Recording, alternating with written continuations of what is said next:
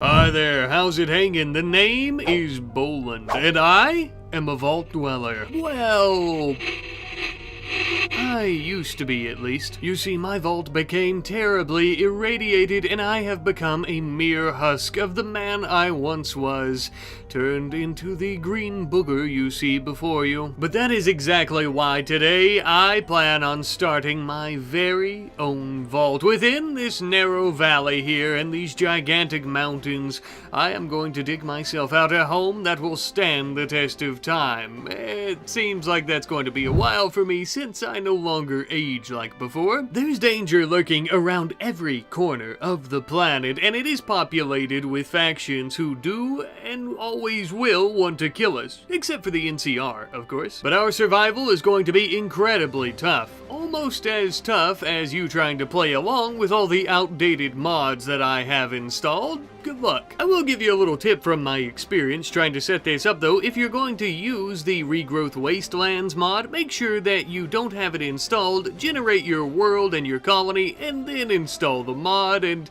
you'll have to use the world edit mod to manually make it like I did. Yeah, it sucks, but here we are. And without further ado, let us begin. First things first, we are going to need ourselves a proper shelter, so we immediately began cutting down some trees, as wood is still the most abundant resource even in a post-apocalyptic world. The only difference is the trees look a little bit funny now, but the wood that you get from them is still very useful for creating little structures such as wooden canopies. Not exactly the most secure type of home, and also it leaks when it rains, like right now, but it is indeed a shelter, which is better than nothing, for you see, the wasteland is full of terror. And around these parts, my friends, you can either be a predator, such as this deathclaw, or you can be prey, like this poor, pathetic, half-eaten, mutated deer. Anyways, I guess the point I'm trying to make is just think of our little canopy as some humble beginnings. Speaking of something to keep the predators away, every good wasteland camp needs a campfire. They're also great for cooking proper meals as well. Thankfully, even in this irradiated hell, some things are still edible. Now, technically, thanks to my mutated stomach and digestive tract, I could just eat this fungi raw, but even a ghoul such as myself prefers a good cooked meal instead. And now, after a hard day's work, it's time for a quick little snooze. Even in one day, we have accomplished quite a bit. I think we are going to do big things here, my friends, big things. Speaking of, the very next day, we immediately got to work on mining out what is going to be our vault in the mountainside. Now, of course, this is just the very beginning, and it is going to be an absolutely massive vault. But it is a start. After many a day of mining, though, I was absolutely starving. No, quite literally, I was actually starving. And radioactive mushrooms just aren't cutting it anymore. I need meat, mamacita. Lucky enough for me, we just so happened to start our mining right in a giant steel vein, the perfect material for a nice sharp knife. Now, with this bodacious blade in my possession, we can hunt some wasteland critters for food. Staying relatively small, though, as I don't think we could kill a deathclaw with a knife, so we're just going to eat some rats for the time being. Delicious. And now that I've gotten my belly full and we have a nice way to hunt some small game in the area, we would get back to mining out what is to be our glorious vault someday. Now, in case you're wondering how I'm so damn good at mining, thus far I have neglected to mention that I was actually in the war, the pre-war, that is, and after I got out of the service, I was actually a contract miner for a nearby quarry around my hometown, yada yada. That was literally lifetimes ago. I've actually lived for hundreds of years. Anyhow though, once we got the bare bones mined out here for our little vault, we actually started bringing all of our camping equipment inside to keep us out of harm's way. For the main section that we're camping in here, we are actually going to be using this as kind of like our screening seating area for when people enter the vault. And next to it here, where we're currently keeping all of our shelves for storage, this is going to be the proper entrance with the vault doors. But hold your horses, as we have a group of pirates who have come to try to raid us, pillage us, and take everything we own. It appears to be one of their scouts wielding an ancient Chinese pre-war pistol. I think we can take him. I had hoped to hide in some of the nearby hills and wait for the gentleman to come up on me so I could jump out and stab him in the back, but unfortunately it looks like he saw me. Nevertheless, I suppose I'll just have to settle for stabbing him in the chest instead. He bonked me on the head a few times with that pistole of his, but eventually I killed him. Sorry about that, old boy, but I am afraid that better men than you have tried and failed. The reality of the situation is, the game was rigged from the start. Though I must thank you for the pistol, as it would be absolutely perfect for me for hunting down my dinner in the evening. Much safer than having to get up close and personal with a knife. Now then, the next order of business is going to be building a proper research table, as we have a lot of research to conduct. First and foremost is going to be some basic vault tech. As you can imagine, we want to make a vault here in the mountain. We need to learn how to create, well, anything about a vault. Luckily, on my way to the area, I had found plenty of different blueprints from my old vault. It's a whole thing. I'm not gonna get too far into it, but it shouldn't take us very long at all before we can research this technology. The largest issue that I'm facing at the moment is simply the fact that we lack manpower. It's just me, myself, at the moment, and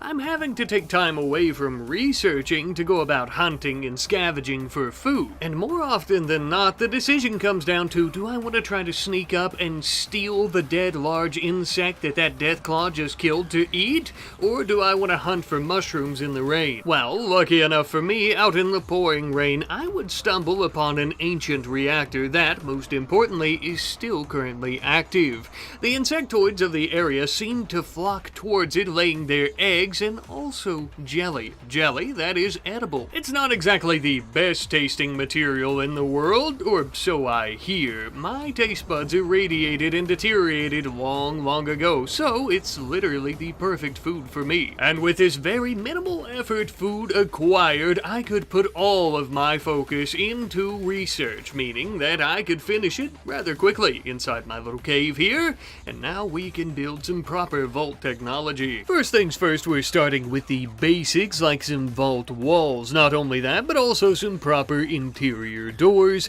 and possibly most importantly, on the outside, a proper large actual vault door, you know, the big rolling one that locks into place in case we need to seal ourselves inside away from the world. Hopefully it never comes to that though. Unfortunately, walls and doors were about all we could do for the time being, as the flooring would be under a different research, but that's alright. A little bit of time later though, and we ended up having a trade caravan from the New California Republic, a prisoner exchange caravan. Not a slaver, I should note, but they do happen to sell prisoners. Realistically, the only difference is that we wouldn't purchase a slave. This person here, as you can see, Darcy, that we've bought, is not a slave. They are a free man.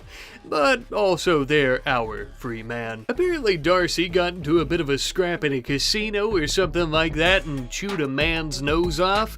I'm not really worried about it, as I'm not a man anymore, nor do I have a nose. And though Darcy was a prisoner, he could really make up for us purchasing him his freedom by helping us out with our vault. I'm sure that he's quite happy to have a new home anyhow, outside of some type of NCR jail cell. And he also seems to be quite skilled in terms of construction, so we were more than happy to have him here in our humble abode. He was also the only one of us, too, to suggest that we give ourselves a name, and also our place here a name, our vault. I decided to call our faction the Free Mountain Dwellers, as we belong to no other government and or faction, and we would also call this place Sanctuary Mountain. I thought it was fitting, kinda. Now now that we have a proper name for ourselves and our home, and more importantly, we have our vault walls in place that can carry electricity, it was time for us to go about building a power generation method, and we decided to choose wood-fired power generation as it is one of the most simple and also one of the only ones we currently know. And after that, we tackled a pretty mega mountain mining project here as we started expanding the vault a little bit to the west. Now, at the moment, as you can see, it is taking us an incredibly long amount of time to go about mining out the rest of the vault. As we get more people, obviously this won't take near as long, but for now we kinda just have to deal with it. But as we were mining out our vault, we ended up having a group of raiders arriving, though it does appear to only be one gentleman with a handsome bandana and an even more handsome pipe rifle. Something tells me he hasn't come to join our settlement, but we would still leave our doors wide open for him, baiting the trap. Once we managed to get the poor dumb animal to walk into our dining room, we both began attacking him, stabbing him into his sides and thus into his lungs, filling them with blood, and yeah, we killed him. Not only did he drop a good bit of medicine, but also that beautiful pipe rifle.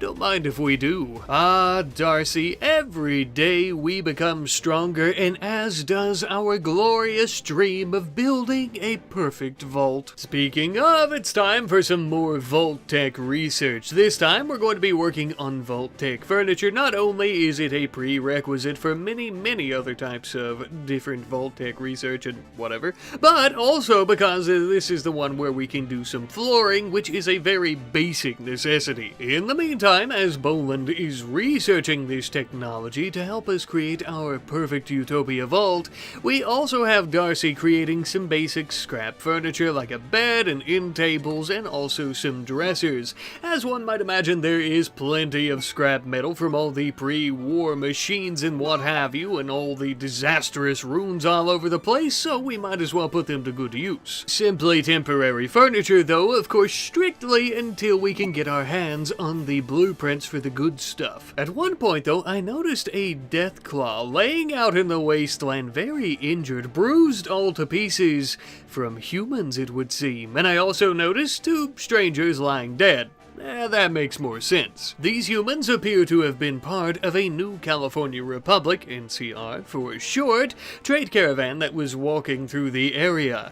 We're somewhat unfamiliar with the NCR, to be honest with you, but if they can manage to simply damage a deathclaw from one of their trade caravans, they might be quite the partner to ally with in the future. But I suppose we'll talk politics at a later time. As for right now, we have a lot of work to do before we can even consider doing any type of allying with any other factions. We need to work on some proper bedrooms for our vault here, and that's exactly what we're doing. Just a couple of them for the time being for myself and Darcy. We find it best not to research, cook, eat, and also sleep all in the same room. Sometime later, and we finally finished up our extensive research into vault tech furniture. Oh, glorious days! We can finally begin building some floors all throughout our vault. It just so happens that all these walls and flooring really only require steel, which is just so grand for us, as we just so happen to run into a great big steel vein as we were mining this out.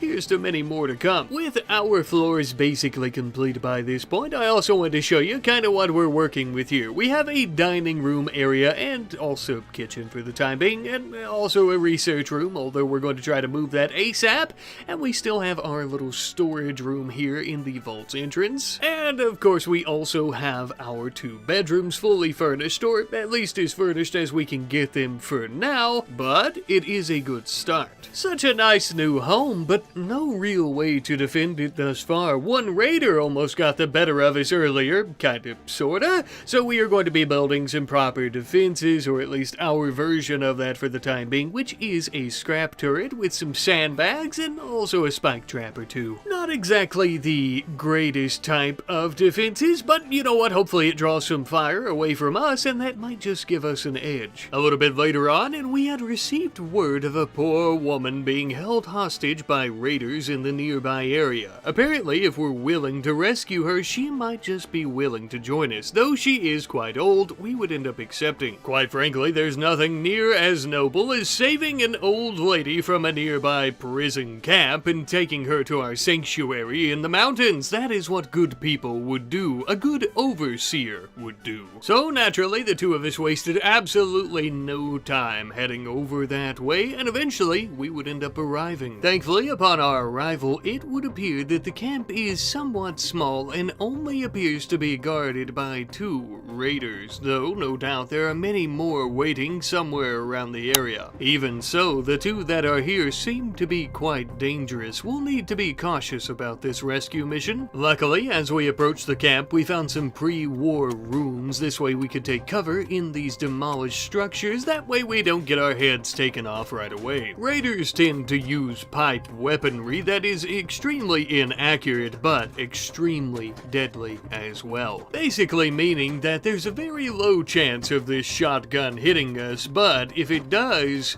we had better start digging a hole real quick. However, that being said, it looks like that won't be the case after all. We had managed to kill the more armored raider, so we done the only thing that we really could. We sent Darcy up there to strip his corpse and to quickly put on his metallic armor, picking up his pipe shotgun, giving us an opportunity to distract the other as he did so. Once Darcy finally had this tainted armor on, he could rush down to the ghoul by the name of Pan and blast her right between the eyes with the shotgun, finishing this fight once and for all. Now, under normal circumstances, a ghoul raider like this should be stabbed in the head several times until they stop moving, but a good overseer sees potential in second chances where others don't. So, instead of killing her, we've decided to tend to her wounds, and we're going to take her back to our vault for a good old second chance. And as for the elderly captive, we offered her our assistance and offered to let her join us at the vault as well, which she quickly accepted. Ah, yes, we are going to become one great big dysfunctional vault family. I can't wait. Now, not only would this mission end up in us getting 2 new potential best pals, but we would also have plenty of food from the bandit camp as well. The unfortunate part is most of this is going to rot if we don't eat it sometime soon, so we would need to finish a lot of these meals on the way back home, but luckily a lot of the canned food would do for some time, so we would be able to store that. Speaking of, we would arrive finally back to our sanctuary mountain sometime later, and we immediately stored Pan, the ghoul prisoner, in, well, our hallway. We don't have any other rooms at the moment, so this will have to suffice. Now that we're finally back home and we've really got things up and off the ground, I think that we need to start growing some proper crops. Up until this point, we've mostly relied on hunting, but that takes a lot of time. Instead, we are going to be sowing a pretty decent-sized field of beets. A radioactive field of beets nonetheless, but it just makes them taste all the better. Paired with a nice side of mutated squirrel.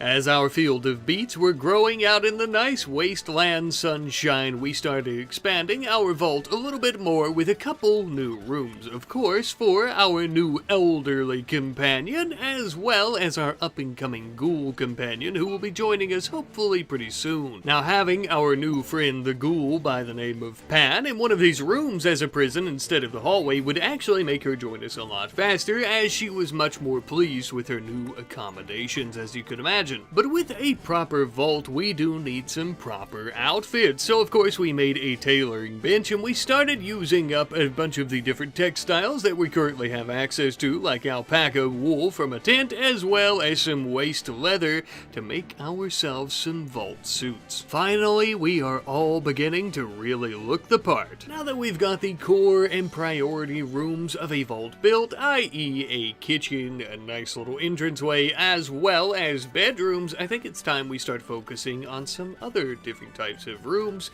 such as a storage room. At the moment, as you well know, we are keeping all of our earthly possessions in our entrance, which is no bueno. If for some reason we were to seal ourselves inside, and I don't know, if somebody were to rip the door off its hinges, which would be very difficult for them, they would be able to take all of our things, which we don't want to happen. So, at the moment, we're going to make our storage room right next to our bedrooms, and I think this this is good not only because we're currently going to be keeping weapons in there so we could get to them quickly if needed, but it'll also help us out with constructing and other things since all the resources we need are right there. As we were toiling away inside the vault though day and night, we ended up hearing a bit of commotion in a nearby valley. It would appear that a group of super mutants and a group from the NCR were having something of a quarrel, and it was during this time that we got a peek at some NCR power armor. Highly impressive. And with that, I suppose it would come as no surprise for me to tell you that they absolutely destroyed these super mutants and Nightkin,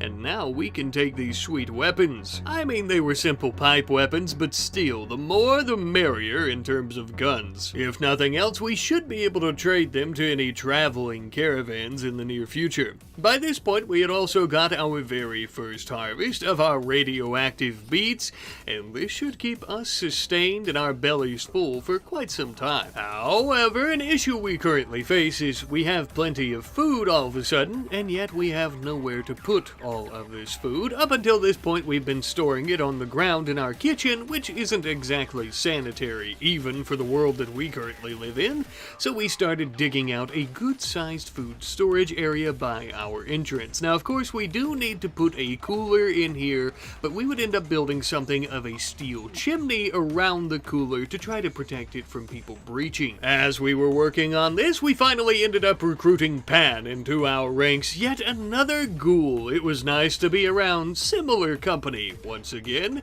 and to celebrate the occasion, we ended up throwing a sweet party for her. Well, to be honest with you, to me it looked a little bit lackluster as they decided to have it in Darcy's bedroom, but who am I to judge? But unknown to us as we were partying our asses off, a deathclaw was just now beginning to hunt Lywin out in the woods. She was old and frail, and the creature was extremely fast, on all fours chasing her through the rain. She was far from home, and we wouldn't be able to make it in time, it seemed. She went for a shortcut around a pond to try to get away from the creature, but alas, it would end up catching her, pinning her to the ground with its large claws, ripping and tearing her apart, inevitably killing her. It was eating one of her limbs when we came upon it and began opening fire. Thankfully, a lucky shot from our shotgun into the creature's eyes seemed to have stunned it long enough for us to get an upper hand in running away. We rushed all the way back to our vault. We immediately sealed ourselves inside just as we had worried we would have to do. The creature began beating on our scrap turret, eventually destroying it, but thankfully one of our spike traps ended up taking it out.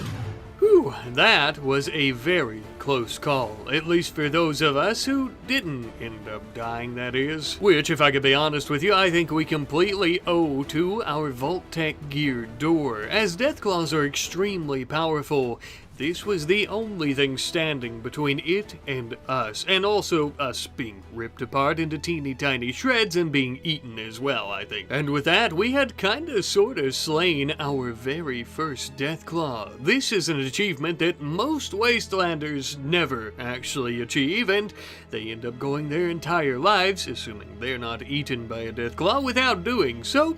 Pretty impressive, although it did end up coming at a great cost to us. Where we were 4, we are now 3. Unfortunately, our elderly friend did not survive being ripped in half by the great beast and would need to be buried. Of all the Vault-Tec culture I was aware of, the one thing that I was unfamiliar with was what to do with our dead. Whereas most vaults end up turning them into nutrient paste, we had a much more respectful solution. And as for this great big bastard, we would end up skinning him, gutting him, and turning him into some nice deathclaw parfait. As for his leather, I would end up turning this into a nice lizard skin hat for moi. Not only will this hat be a reminder of our friend who had perished, but also that anything can be achievable with enough teamwork and a great big steel vault door in the way, sealing out your enemies so that you can kill them. yeah, we would end up making a few final additions to our vault for this episode, with that being a proper place to grow crops on the inside. Now, we don't currently have any type of hydroponic basin, so we're going to have to use some normal planters. These are going to be much slower, but if for some reason, say just as we experienced a few days ago with a giant deathclaw at our door, they don't end up dying and we have to stay sealed away in our little sanctuary mountain, we are going to need a way to properly feed ourselves. As we were ensuring our own survivability, Boland and Pan ended up getting engaged. Now, this was completely out of nowhere because I didn't even realize that the two of them were dating. Now, don't get me wrong, I'm all for it. I don't mind these two wrinkly ghouls bumping up on each other or anything, but it was just a bit of a surprise. A pleasant surprise, nonetheless. I suppose now she will end up being the overseer... something? His wife. Anyhow, though, sometime later, we have finally finished up our growing room in case of emergency so that we can finally be self-sustaining and self-sufficient. For now, we're going to be turning off the lights in there as they suck up a lot of power, and that is going to be a big issue if we do get sealed away, but one for the future. Speaking of the future, it is looking nice and sunny and bright and warm as we are really putting together our dreams and thriving here in this area. Building and carving out a nice, safe, and secure area that will stand the test of time here in the wasteland. Or we hope, at least. But before our first episode ends here, I did want to put a few finishing touches on the front of our vault before I ended up forgetting and we get attacked next episode, so I ended up building a couple more scrap turrets out front with plenty more spike traps, not only for deathclaws or other vicious wildlife, you could say, but of course for super mutants and raiders and many other threats that are sure to come. And with that, I'm fairly sure we could fend off anything that the waste and its unpleasant occupants could throw at us now. Our safe and secure home finally built, and our future secure as well. But this is simply the very beginning, as there is much, much, much more for us to achieve. But until then, I'll see you later.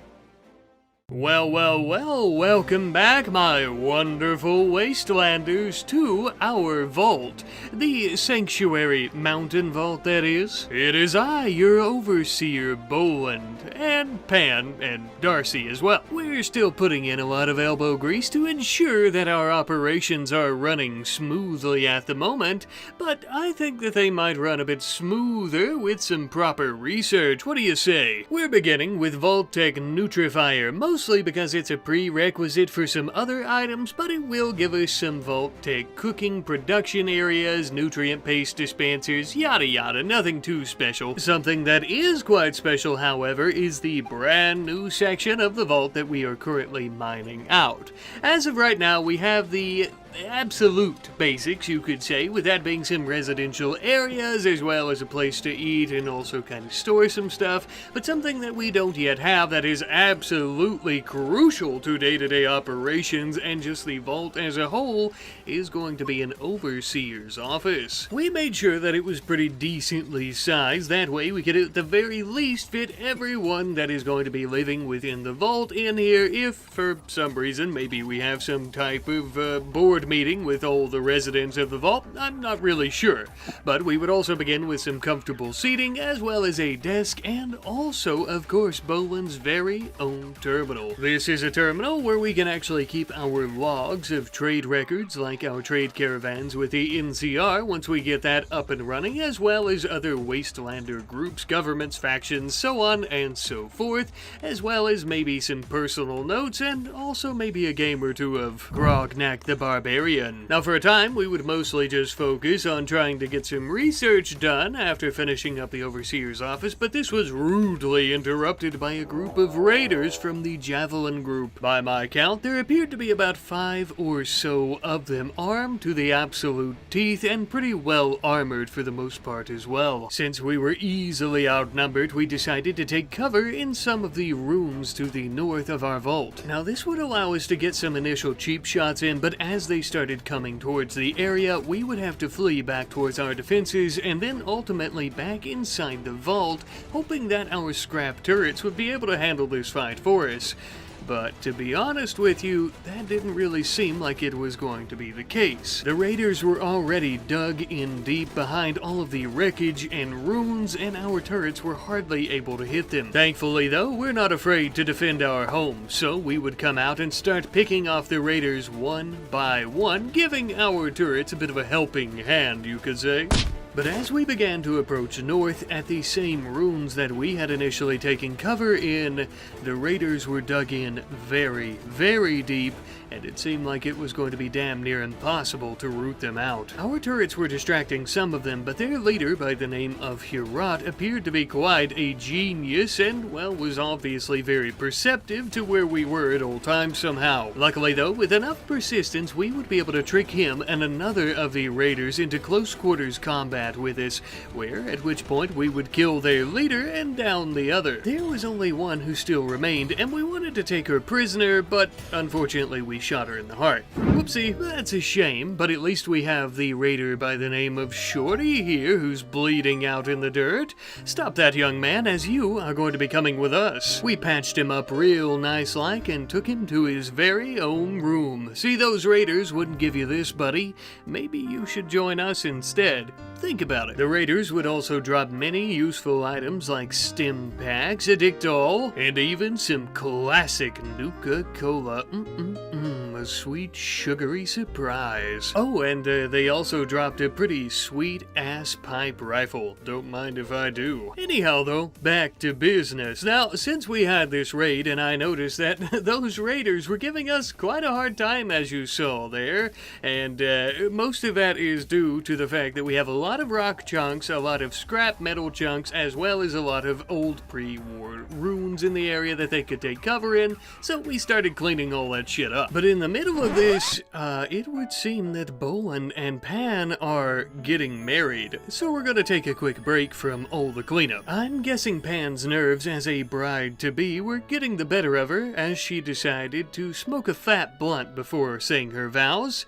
But after a little bit, the two of them were newlyweds. I hate to be the bearer of bad news, ladies, but it would seem that the overseer is no longer a bachelor anymore. Eat your heart out, soul survivor. Alright, back to business for real this time. Now, speaking of Pan, though, you may notice an issue. Now, this is not only an issue that Pan is facing, but all of us are facing, and that is hypothermia. Fall and winter are upon us, and they are very cold, especially here in the nuclear wasteland, so we need to begin making ourselves some proper jackets out of waste leather and other leather textile-like materials that we have so we don't freeze. Ah, there we are. No more frostbite for us. Now, the color is a little bit off, but we'll fix that later. As for now, we need to finish up our cleanup and deconstruction of all the stuff that is causing us a few issues out front in front of the vault here. With our jackets, we didn't really face any issues, and we're not freezing to death anymore, so that was super sweet and cool, and it didn't take us long at all to get it finished. And once we were finally completed with that, we also had finished up our research into Vault Tech Nutrifiers, which is going to kinda sorta help us out, but as mentioned before, it is mostly just a prerequisite tech, so we're gonna continue moving down the tech tree. We would also end up convincing the raider, known as Shorty, to join our ranks. We were happy to have him since he already knows his way around a pistol. I'm sure he'll be great at helping us defend ourselves. And it would seem he's also pretty good at doing some mindless tasks like cutting up stone chunks into stone blocks. This will become important later as I have a little bit of a project in mind. But it would seem population growth is not slowing down anytime soon, as we have a nice young lad by the name of John looking to join us here completely free of charge, minus room and board, of course. We quickly accepted, and the nice lad was on his way here with his backpack and bandolier in tow. Of course, we had our weapons drawn, just you never could be too safe around these parts, but it would seem indeed he is not a threat. On the contrary, this nice, handsome fella isn't even a fella after all. He's a little fella of about 16 years of age, just a wee lad. And we could use a nice, strong, young lad with a sturdy back who can lift up some stone blocks, because we are going to be building our defenses around the front front of the vault. Now, of course, we don't want to do anything too drastic, but I think something like a city entrance almost is a good idea. Not only do we want to have a nice, thriving vault, but we also want to continue cooperating with everyone in the wasteland and helping those in need, and also maybe making some caps off a few of them as well. Truly, only time will tell as to what becomes of our vault here, and if we end up creating some type of thriving city or whatever, but I do know for a fact right now we need to be able to defend whatever we decide to create. This little project came not a moment too soon as well. As you can see, we have a group of different pirates, or two separate groups of course, who are going to war in our territory here, not near the vault thankfully, but in the outskirts of our lands. It's reasons like, well, this as to why we need these defenses. If those two groups were to get a wild hare, decide to team up and try to kill us instead, that would be no bueno. And thus why we need to have at least some type of defense that we can funnel them into a certain section and blow them all to hell with our rifles. You get it. Anywho though, for the coming days and weeks, now that we don't have to worry about those two groups of pirates coming for us, we would be able to focus ourselves on finishing up these walls around the entrance of the vault, which we would do. For now, we're still going to be using scrap turrets as well as spike traps. Eventually though, I'd like to move up to some different other types of traps like bear traps, which are reusable, and of course much better turrets. For the time being though, I think that our vault is well secured, even more so than before, which I didn't quite think was possible, to be honest with you, with our great big gear door. But surviving the wasteland means withstanding the wasteland and everything that it can throw at you, and this is a big part of that. Also, having a bit of a buffer zone really helps out with mad animals, which are far too common nowadays with all the radiation and whatnot. But we've been working far too much on the outside of the vault, which really isn't even the vault at all. It's time for some internal expansion once more. Finally, in the western quadrant here of the vault, we are going to be adding in just a few more bedrooms, really, nothing too spectacular. However, these bedrooms are quite a bit better than the previous ones that we've built, at least in terms of their furnishings, which is due in part and mostly due to the fact that we've recently researched some proper vault furniture. Speaking of research, we are now going to begin on batteries, something that, yes, we should have completed in the very beginning, but better late than never. While we're working on that research project though, we are also upgrading all of our current residential bedrooms with some proper vault furniture as well. This way we can ensure everyone is nice and comfy in their rooms and everyone is equal. We easily finished up research into batteries, as one might imagine when you have an intellect like Boland's behind the wheel. Oh, what an overseer, a genius. Now that we can actually build some proper batteries to store all of the power for the vault, we also have this same little kind of like furnace room here that's going to have to suffice for power generation until we can research a proper reactor. And since of course all of our power is coming from wood-fired generators, we are going to be performing a little bit of deforestation on these mutated forests in the nearby vicinity, and we're going to be stacking all those logs up in our new power room here. If there's a bad threat and we have to seal ourselves within, we want to make sure that we can keep our power going for quite a while. And while we're at improving the place, I thought it might be a good idea to go ahead and upgrade our kitchen and dining room with a proper vault tech cooking area as well as a table with some dining benches. This way we can seat more people and it's just a more fun experience overall. With all these construction projects we're doing, I almost forgot to mention that we had a waste rat self-tame. What a beautiful mutated lumpy, yellow, joyous fellow. If you guys have any names for this little critter, be sure to leave them in the comment section down below, and I will try to choose one by next episode. Thank you in advance. But no time to continue naming critters in the area, as it would appear that we are being attacked by a group of super mutants. There's a decent-sized group of them, some super mutant and some nightkin, one of which seems to have gotten his little purple hands on a plasma pistol. We'd like to get our hands on that, but getting close enough to take it without getting shot by it, that's another story. They also seem to have chained up a deathclaw, but this isn't any normal deathclaw. Perhaps it's sentient?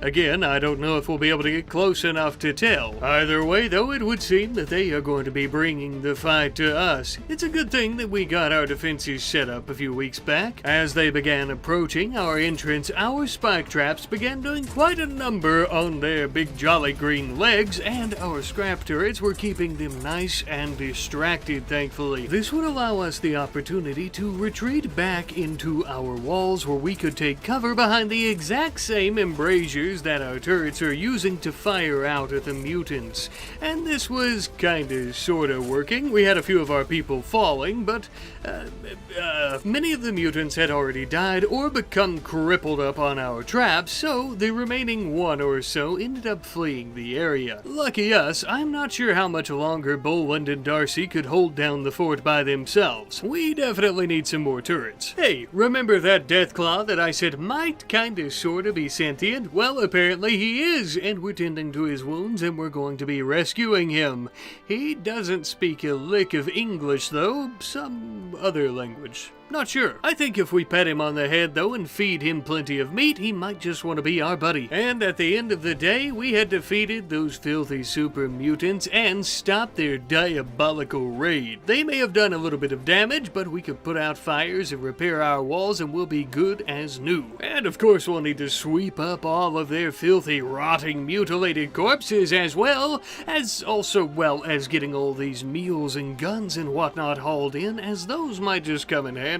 Speaking of which, as our overseer, I decided to give Boland here our plasma pistol. Not only because he's our leader and he makes all the decisions, but also because he's a pretty damn good shot as well. Now, I know what you're thinking, well, right, Daddy, anybody can hit a stationary mountain. Well, now listen, if that mountain could run and it was carrying a pipe rifle, he'd do just as well, if not better. It is important to remember, though, that all these new weapons and what have you did come at a cost. His wife's left arm, it would seem in this case.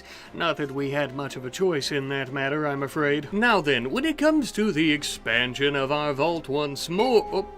what's this? It would seem that there's been sightings of a large bear with 2 heads, massive paws, and thick fur, called a California grizzly bear. Oh my. An extremely rare and legendary creature, and so it was. Absolutely massive, absolutely deadly, no doubt, but also quite beautiful. I would like to tame it, but there's an 80% chance of it attacking us upon a failed tame, and I don't think we could do it, to be honest with you, and I don't want anyone else to die, so back to the vault and all its expansion we go instead. We're actually going to be digging out something of a recreation room, a nice leisure area for all of our vault dwellers. And we are going to be packing it to the absolute gills with some beautiful waste leather rugs, as well as many, and I do mean many, a recreational item that will keep people entertained for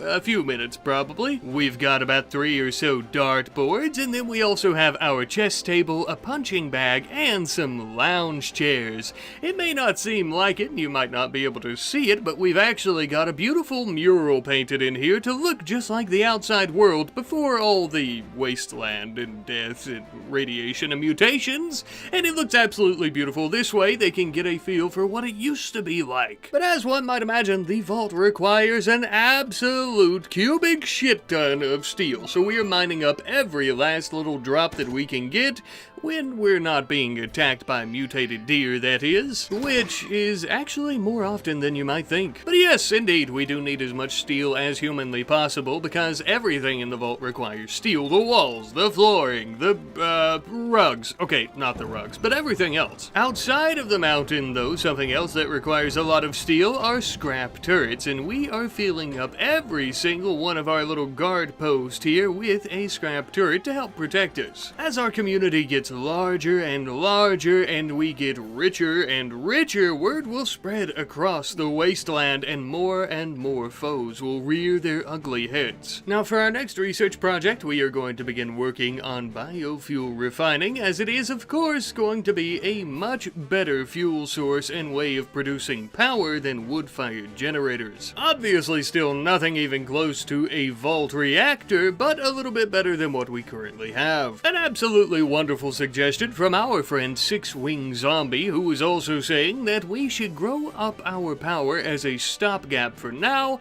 and a backup system for later, and I think that the Overseer believed this to be a wonderful idea. I asked him, you see, and well, yeah, he said it was a great idea, so thank you ever so much. Speaking of the Overseer, his wife Pan here has decided to rehabilitate the large deathclaw, the sentient deathclaw that is, and though it doesn't speak a lick of English, it seems to be fairly friendly with us for now.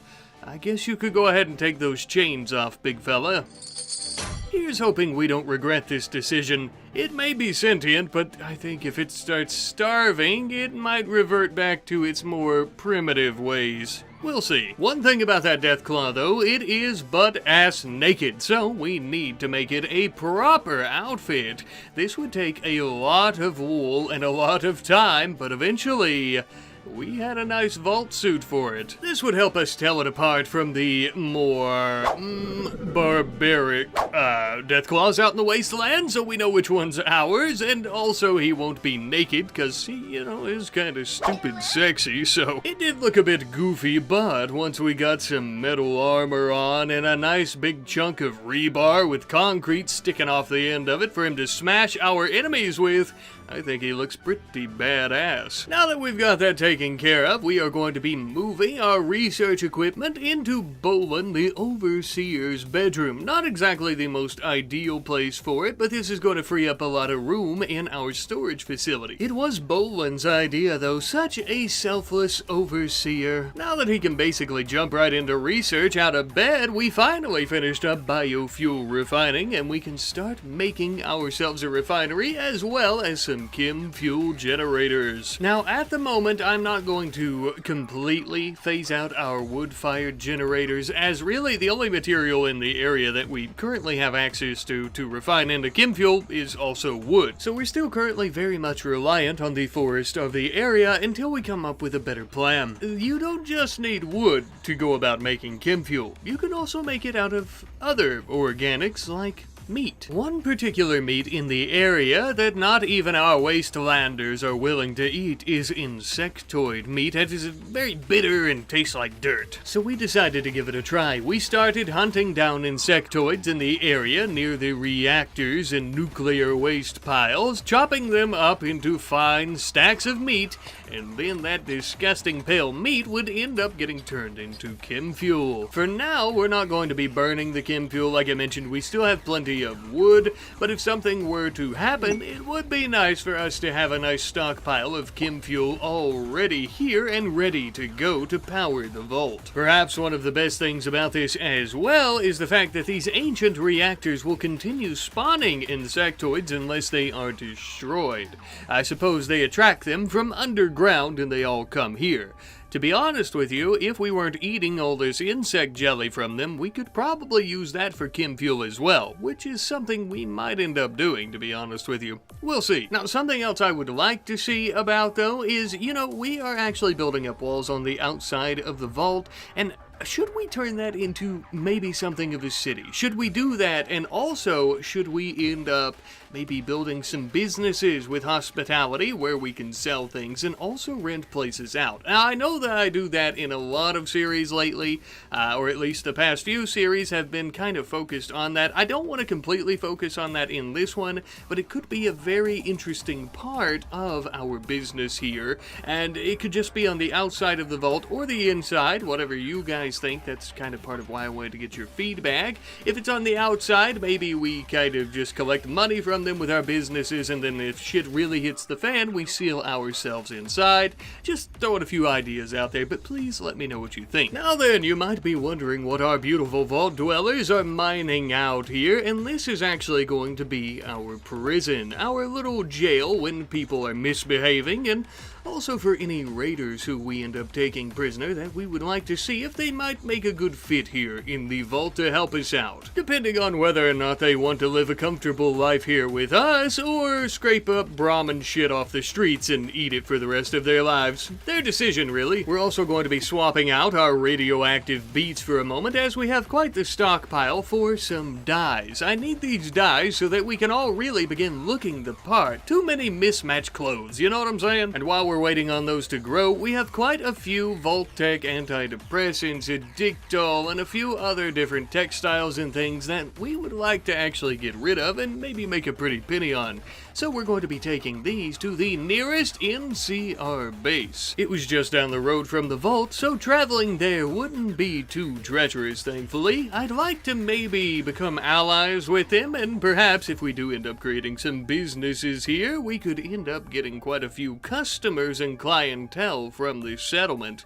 It always pays to be a friend to the NCR. Upon our arrival back home, we ended up making about 384 NCR dollars. That's right, these are not caps, these are not silver. It is important to mention, though, many of the NCR settlements will accept silver in exchange for their very own dollar, though the currency conversion isn't exactly match for match. But if you want to do business with the big dogs, you gotta play by their rules. By the time that our trade caravan had finally returned home, our dyes were grown just enough that we could harvest them and swap them back out for growing some proper food. But with these dyes, we would immediately begin trying to dye our clothing to a proper Vault-Tec blue. Not only do we all look spiffy as all hell, but it also helps to build a sense of belonging, a sense of community, some uniform connectivity. I don't know, I'm just saying words at this point, but damn do we look good. Next up on the docket is building a high-tech research table and getting rid of the old shabby wooden one that we have been using, as we have some very high-tech research to complete. In this particular case, it is Vault-Tec production techniques, which is a prerequisite for a few things, but will also allow us to create our very own Pip-Boys. Yes, just what the doctor ordered. Speaking of doctors, we need some proper medical facilities, something like a hospital in this vault, don't we? We don't have anything like that at the moment, and if people were to get, I don't know, malaria, like our poor friend John here, they could end up dying without the proper facilities to nurse them back to health. Don't worry though, John, you'll probably be fine. Your immunity's doing okay.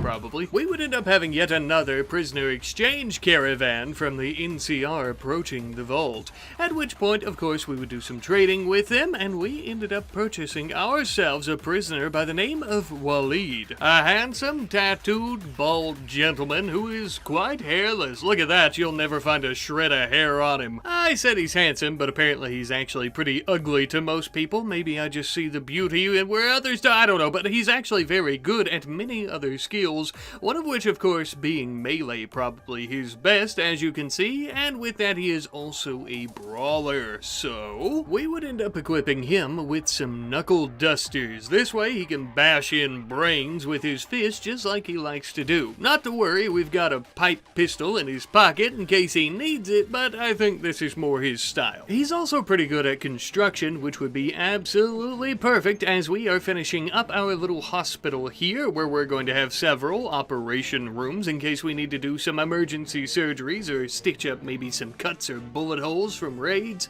as well as also some normal beds for people to rest from other things like diseases. We also have a terminal in there where we can keep up-to-date records on everyone's medical conditions and have their status of how they're doing, yada yada yada. Sometime after that, and we finally finished up our research into Vault-Tec production techniques, and this is absolutely incredible. You see, with allowing us to make Pip-Boys, this new production area also allows us to craft our very own components out of steel, which is amazing, as we use a lot of them. But you fine people don't care about that. You want to see a proper Pip-Boy, don't you? Well, you are in luck. The very first of what we hope to be many. Linking up with all of our other Vault-Tec systems, this is going to make our our work around the vault and just operations and just everything in general that much better. Naturally, it only makes sense that we would give our first to the overseer, so Boland quickly strapped it onto his wrist. As well as convenience sake, it also increases many things like shooting accuracy, medical tin speed and quality, movement speed, carrying capacity, so on and so forth, even if just by a little bit. But my friends, we actually have a fully functional and self-sustaining vault by this point, exactly what we had hoped to achieve. Now, of course, I'm not finished. By far, we are not finished.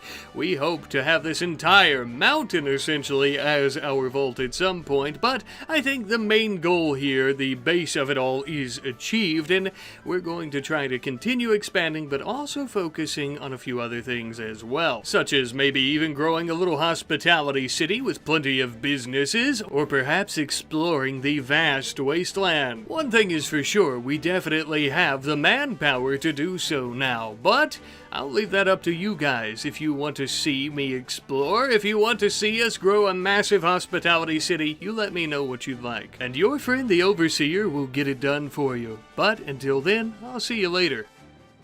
Well, welcome back, my voluptuous vault-dwelling companions. In the last 2 episodes, we have created a self-sustaining vault for the most part, though we still have a lot, and I do indeed mean a lot of work to do on it, as well as our land in front of the vault's entrance, which at the moment appears to be occupied by a trader. Let's go see what they have to sell. After speaking with the trader, it would seem that they only have a few Brahmin to sell, and they don't actually accept the NCR dollar, and they accept caps, which is quite an interesting feature, I must say, but also means we can't purchase any of these Brahmin, so moving on. Today we're truly going to begin by expanding our hydroponics area, which currently doesn't actually have any hydroponics and only has some simple planters inside of it, but nevertheless, I digress. We are expanding it to include more of these planters, that way we can grow more food for the entire vault. I've also left some room in this general area of the mountain to spare in case we end up inevitably expanding it once again. As with most situations and places, many more people means many more mouths to feed, of course. Now you might be asking, Rat Papa, why in the hell are you expanding that growing area when you're already growing food outside? Well, I'm glad you asked. Because, my dear friends, we are no longer going to be using this area for our chunk storage when we go about cutting stone chunks into blocks, nor are we going to be using it for growing anymore either. Last episode, I asked you guys if we should go about creating a city for hospitality out front front of the vault, and you guys spoke. Many of you spoke, and many of you think that this is a great idea, so that is exactly what we are going to be accomplishing here today, and thus why we had to move our food growing inside. Now, we are going to be growing different types of food inside, and beets is not one of them, as unfortunately it's not an option in the planters for some reason, but it is worth noting that all of these sun lamps are going to start sucking up a lot of our power. That's an issue for the future, though. For right now, here in the present, we are going to be working on our very first business in this small, cramped little town that we're building in front of the vault, which is actually going to need a name. If you guys would like to come up with some of those in the comment section as well, I would really appreciate it. As you can see, and probably have guessed, our first and currently only business is going to be something of a small hotel for the Wastelanders, sticking with a very wasteland theme of just kind of sticking a bunch of different materials together to make a little rudimentary shack. I know it might look a little odd, but in a wasteland sense, it's actually kind of beautiful. I'm hoping you guys agree. Now, outside this hotel, we are actually going to be working on something of a camp with plenty of tents, but to go about building those tents, we're going to need some waste leather, so we've hunted a bunch of animals out in the wasteland, such as waste boars and what have you, as you saw there, and we are going to be butchering them for their sweet skin. Naturally, these these tents are going to be much cheaper than the bedrooms inside the little hotel itself, with those beds being about $20 and the tents outside being $10, as it's as low as we can go. As we continue improving those though, we might end up raising the price on them. We'll have to see what type of furniture we can make out of scrap first though. But for now, I think these accommodations should be more than sufficient. This should be just about large enough for us to house an entire trade caravan that might be coming in to sell us some stuff, and they don't want to leave due to a rad storm that's coming through the area or something like that, and we can actually rent out these rooms, making a pretty penny off of them. Now that our first business is completed, we're going to begin some new research, with that being General Atomics reactors. As mentioned, we are using up a lot of power in the vault, and expanding a city out in front of the vault is going to use up even more power, so we need some good power generation other than wood and chem fuel generators, of course, which we'll still be using as our backup. And as we're researching, we're also going to be giving our little waste rat a proper name. There were many good names in the comments, I have to say. I especially liked Adam, and I also liked Knight, and I had saw some other really great ones, but I am going to be going with Rat Meat, which also was suggested by quite a few people. Now, the reason I'm not saying names is because all of you guys were absolutely killing it with suggestions and names, and it would take me forever to name off everyone who suggested these names, so I apologize, but just know that I'm very grateful to all of you. Some time later though, and we had noticed some smoke billowing from a nearby area next to the river just up the road from us. It would appear that there is a faction bombardment. Essentially, two factions are warring with each other in the area. So we decided to send out a small caravan to take a sneak peek, to maybe just be a bit nosy and at least see what's going on. We had arrived some time later, and from the distance it appeared to be the NCR fighting with a group of soldiers. These were no raiders, as they had black armor. We were somewhat unsure as to who they were exactly, as they seemed pretty well trained and well coordinated. Perhaps the Overseer might know. We'll ask him when we go back, but as for right now, there was an absolute bloodbath going on. There were a lot of people dying on both sides, and they continued their fight as they both began to flee the area. The killing never stopped until they were out of eyesight and also out of earshot, where we couldn't hear their rifles going off anymore. Hard to say exactly who ended up winning in the end, but based on all of these soldiers with some good tactical gear, I would say that we may have come out victorious ourselves. Not only did they have good armor, but they also had a lot of meals and also a lot of weapons, many of these weapons being laser-based, and they also had quite a few drugs lying around as well. We would stuff literally as many of these things onto our backs and into our pockets as possible before returning home. Thankfully, our deathclaw managed to carry quite a bit back home for us. Also, apparently the Overseer said that this might have been the Enclave, as they're the only ones, or at least one of the only few, that would have this type of weaponry along with him.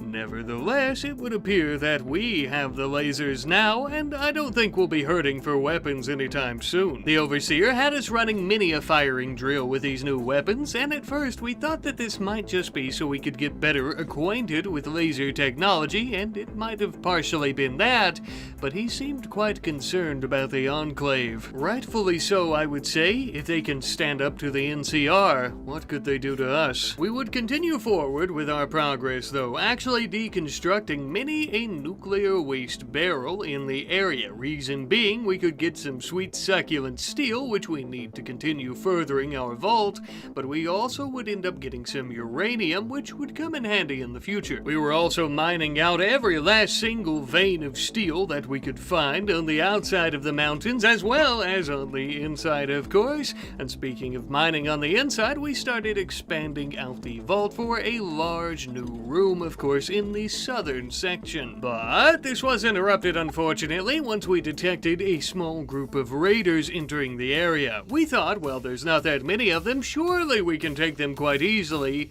However, it would seem that one of them has come equipped with some makeshift power armor, as well as dual-wielding some pipe SMGs. We'll need to be extremely cautious here. We formulated a plan. While these raiders are planning out their attack against us, we would begin planning out a preemptive attack against them as well. Arriving in a valley nearby, preparing for our assault against them. As we began to approach, unfortunately we're not all that stealthy and they noticed us ahead of time before we would have liked. So we opened up a can of whoop-ass and began pouring on a barrage of laser fire. Thanks to our lasers being heat-based damage, we could easily burn through their scrap metal armor. Our deathclaw put a quick big dent right in that power armor and a laser from behind finished him off. And he would also end up finishing off the last remaining raider by crushing his sternum with a large piece of concrete on the end of some rebar. And with that, it would appear that we've won with some pretty minimal injuries, although a few of our fine folk did end up needing some of their stim packs. I think we'll be fine, no worries. It was a real shame we didn't take this fella alive though, as that power armor would have been quite useful, even if just the frame. Oh well, we'll eventually come into contact with some. Maybe we'll buy it, maybe we'll take it. As we were returning home and healing up from our injuries before our next big construction project, we finally finished up our extensive research into General Atomics reactors. Ironically, we ended up finishing the construction of our new room that we were digging out after this research was completed, which is ironic because it's going to be our laboratory. Now, we are going to be doing research here. We're going to be working on some different vault tech here like Pip-Boys, and we might just be doing a few experiments in the future. We'll see what happens. For now though, I did want to put a pretty heavy focus on completing our power generation with our General Atomics reactors, but the thing is, we need advanced components and also plasteel, two things that we no longer have after creating our first Pip-Boy at the end of last episode. So we're gonna need to trade for some. There's no doubt in my mind that the NCR has the materials that we need, and they would be more than tickled to trade for them. The problem is we don't have enough money, NCR currency, to purchase them, so we're actually going to start refining some insect jelly, since there is just an overabundance of it in the area, into chem fuel, and we are going to be taking this chem fuel to the NCR, as I'm sure they have generators and vehicles that require it. We would set out on this trading journey late one night under the cover of darkness. We had to be quite careful, as we had our deathclaw loaded up with a lot of chem fuel, and if a raider were to get the Molotov cocktail just right, they would probably blow us all to hell. Eventually though, we arrived without issue and began our trade with them. As I'm sure you can see, we not only sold them chem fuel, but we also sold them a few other things like different textiles that we had, waste leather, plain leather, so on and so forth. And after returning home, we had plenty an NCR dollar now, as well as our plasteel and the advanced component that we needed. We also ended up getting a pre-war industrial radio that I think was either refurbished or created after the war, but nevertheless we can now enjoy some sweet tunage here in our dining room. But damn it, that radio requires power. Focus, Rat Daddy, focus! We need to work on the generator. You're probably screaming at your screen right now. Well, not to worry, my friends, as the Overseer Boland has this under control, and we would end up finishing our new General Atomics reactor, and it's also in this teeny little room here that's not too far from other things.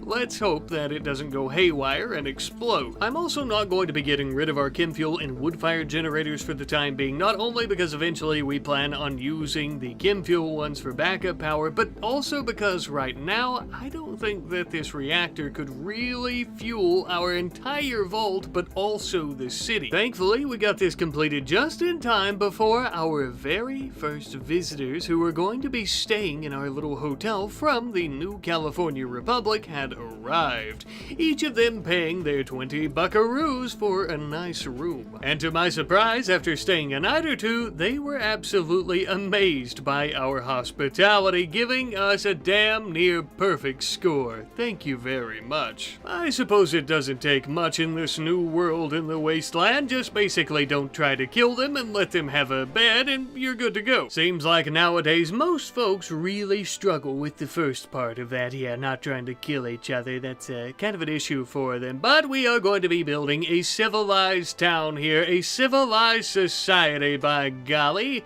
Something I wanted to mention, and I know a lot of you guys have said that this is a good idea that we could do, is that we're going to have the city essentially outside here, the little town for most wastelanders and blah blah blah, and for businesses, but on the inside for the fancy and top tier high clientele, perhaps we let them stay inside the vault. Now, if we do that, I don't think we're going to be renting out rooms inside the vault, at least not like renting it out for the night, but, you know, renting out a spot in the vault like a tenant. Let me know what you guys think about that, though. It seems like a lot of you already have, and you like that, so I just want to make sure. Now then, for our next research project, we're looking into Vault-Tec synthread production. This will allow us to make synthread, of course, but just as well allow us to create many different types of Vault-Tec certified cloth that we might want to use for day-to-day wear, or even different types of armors, perhaps. This research, being what it is, also means it's going to take quite a while. So, in the meantime, we are instead going to be working on our little cramped town here in front of the vault once more as this research is being completed.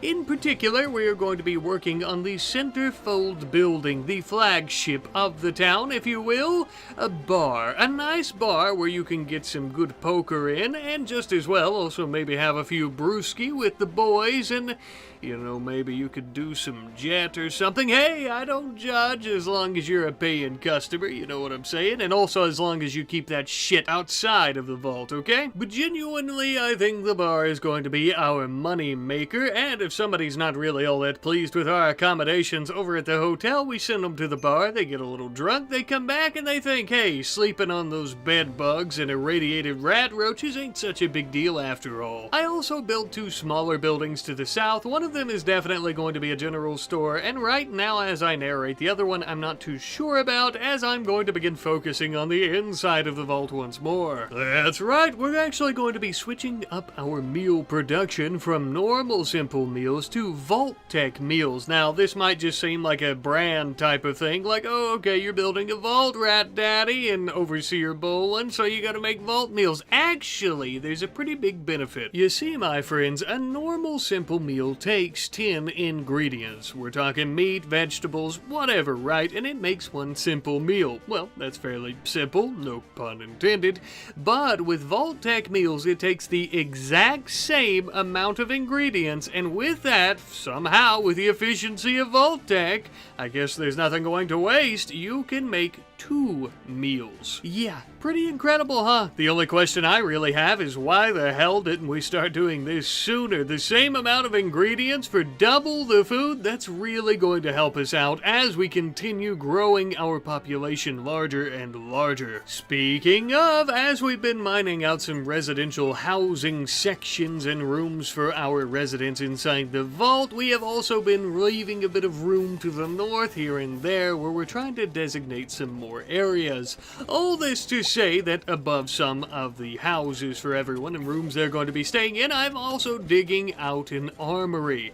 I wanted this near where everyone's rooms were, that way if we need to rush to get some weapons and armor quickly, we can do so, of course. I also felt that this was currently very, very much needed at the moment, because after we ended up collecting all the weapons and what have you from the battle between the Enclave and the NCR, we had eaten up a lot of our storage where we normally keep resources, so this will really help us prioritize and manage that. And it would seem that we finished it just in the nick of time. Just as soon as we were done loading all the weapons into there, we also finished up a research into Vault-Tec synthread production, now allowing us to make some proper Vault-Tec helmets and security armor.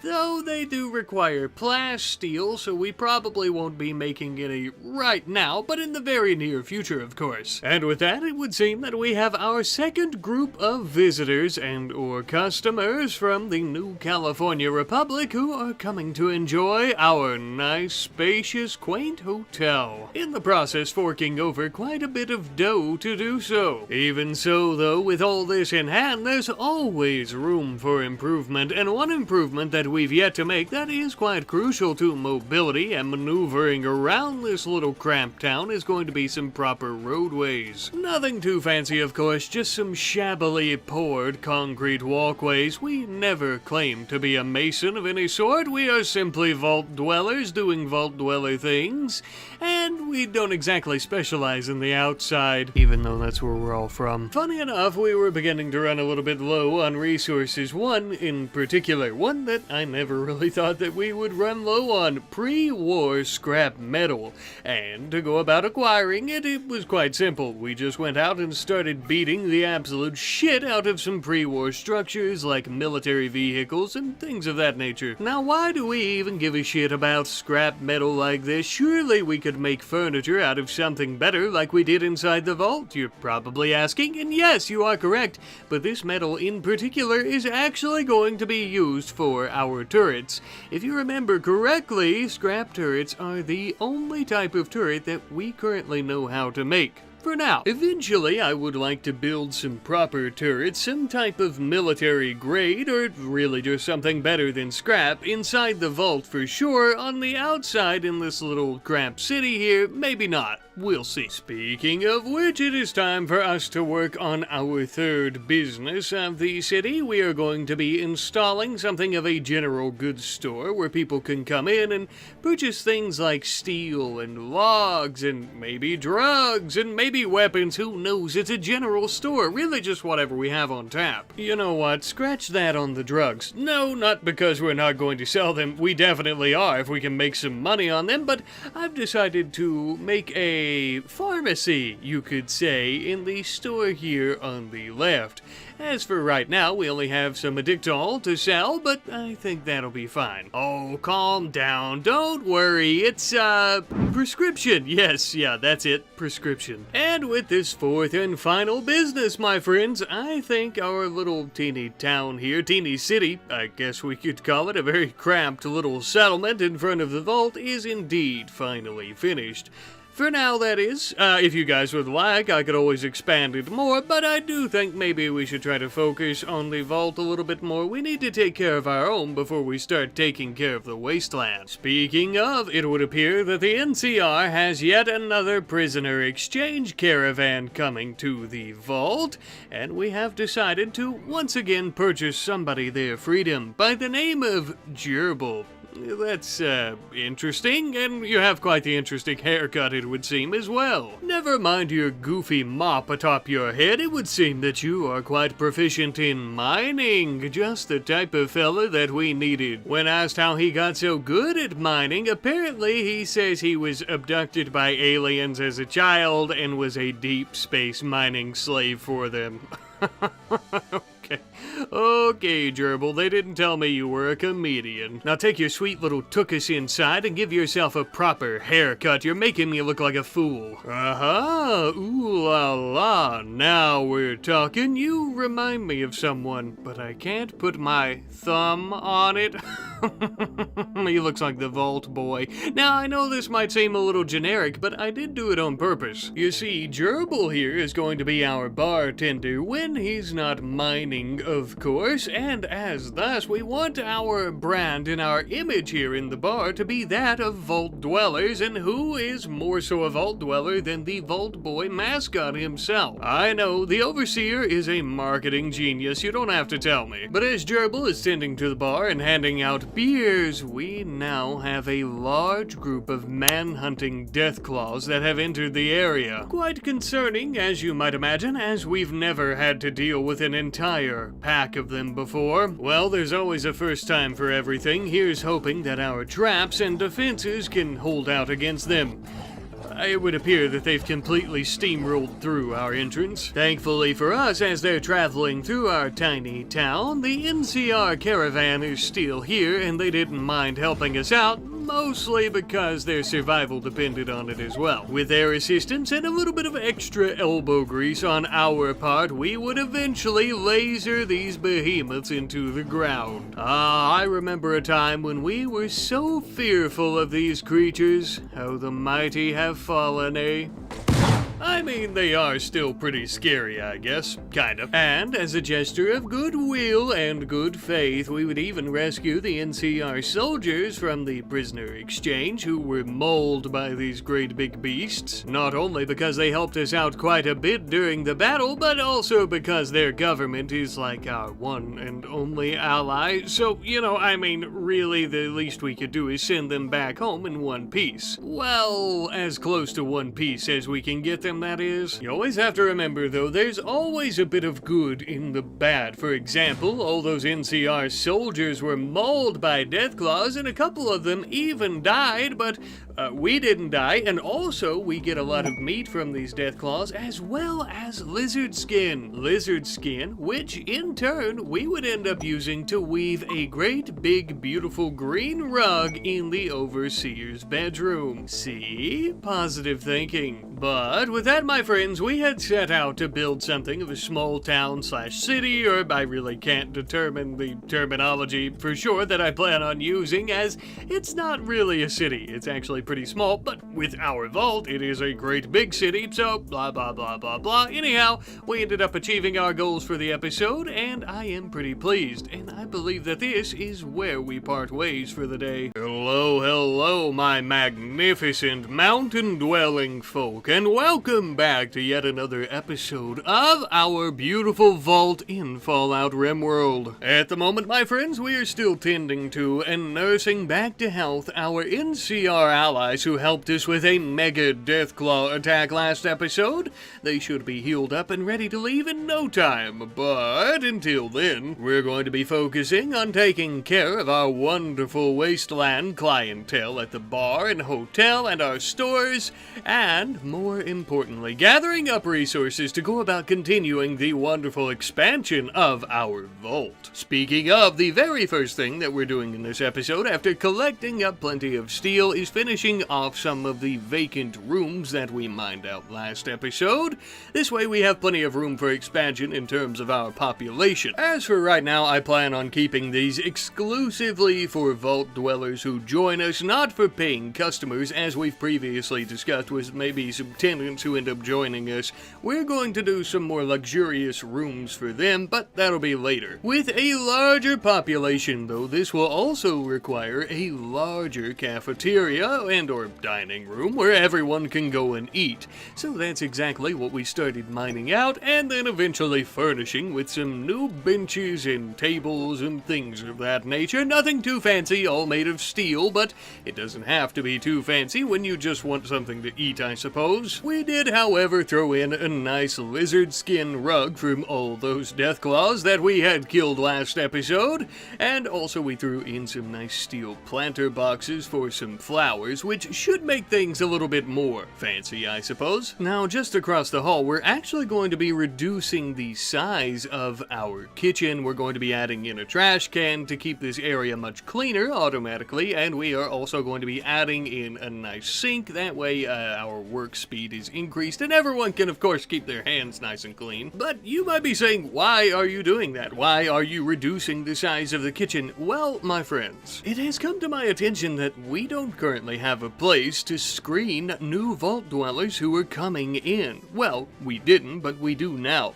As you can see, our kitchen is smaller, and we have our dining room above the old one, and the old one has now been converted into something of a screening and interview area. And this was a great suggestion from our good friend, the Real Valerian 9722. Apologies if I mispronounced your name, but thank you ever so much for the suggestion. It was a great addition to the vault, I feel, and I think everyone is much safer for it. Speaking of safety, it would seem that our NCR counterparts are completely safe and sound from their injuries they were previously suffering from at the hands of those filthy deathclaws, and they are now playing poker in one of our fine establishments before leaving, giving us quite a bit of goodwill. Ah, it helps to have friends in high places. Speaking again of our establishments, though, this entire small little town that we've built in front of the vault here, I asked you guys last episode about a proper name for it, and we do have a good name for this community, with that being Sunny Sands, which just so happens to be legally distinctive and also in remembrance of the NCR community Shady sands, as mentioned by our good friend, Borland8513. A wonderful suggestion, my friend. Thank you ever so much, and thank you to everyone who suggested community names. I, of course, also asked for names for our bar, with it now being named the Giggling Geiger, which is a really good name as well that I really enjoy, and this one is by our good friend, Colum Kearney4953. It really is quite fitting given the radioactive hellscape that we find ourselves in. And last but not least, for our hotel, we are going to be naming it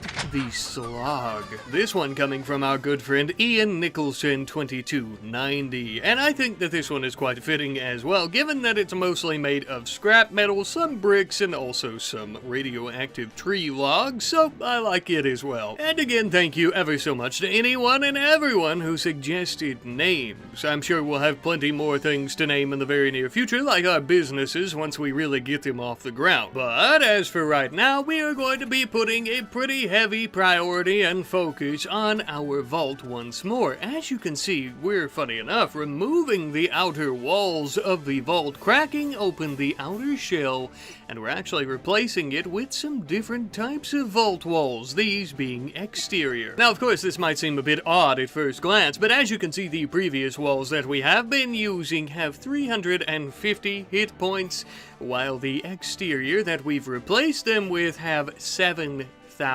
Nobody's going to be getting into this vault anytime soon. It does appear, though, that we're going to have to begin some pretty major mining operations once more in the nearby hills. As you can see, these exterior vault walls do cost a lot more steel than usual, but it's well worth it. While we sent out a small party to do some mining, I noticed that we had a deathclaw roaming around the town. Now, this is bad for business, but instead of slaughtering this beautiful giant, what if instead we tried to tame it? I know, a little outlandish, but I think we can do it. We of course sent out Shorty to do the taming, and along with him our sentient deathclaw, just in case things go south.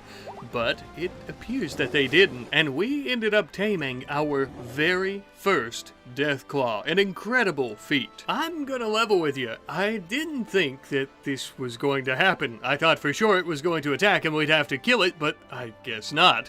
And I do think this is due in part, or solely due to the fact that Shorty has a 13 in animals, which is pretty darn good. And it's a good thing that he does, because there's an 80% chance of them attacking us if the taming fails, so we'll see how it goes in the future. As for right now, though, we do have our very own carnivorous creature roaming through our vault halls and through our town, so we should probably get to taming it, of course. As we're doing that training, though, we're also going to begin some new research on vault tech consumables, which is going to unlock many things like chocolate and lavish meals, but also beer, which at some point we would like to start brewing ourselves instead of purchasing somewhere else or getting off dead raiders for our bar. As we are analyzing the ancient pre-war brewing methods and what have you for this research, though, we're also going to begin mining out another lower section of the mountain for our vault, and it looks like it's interrupted by some super mutants coming to skin us alive and to eat our tattered flesh. They appear to have tamed some toxic wasteland animals themselves, with them having a couple of rad scorpions under their command. That's pretty impressive, but not near as impressive as the rocket launcher that their leader was carrying. I suppose things could be worse. It could be a fat man firing mini nukes, so we might be able to handle this. We'll still need to be very cautious. I believe the best thing for us to do is to sneak up into this little valley here to try to attack them preemptively.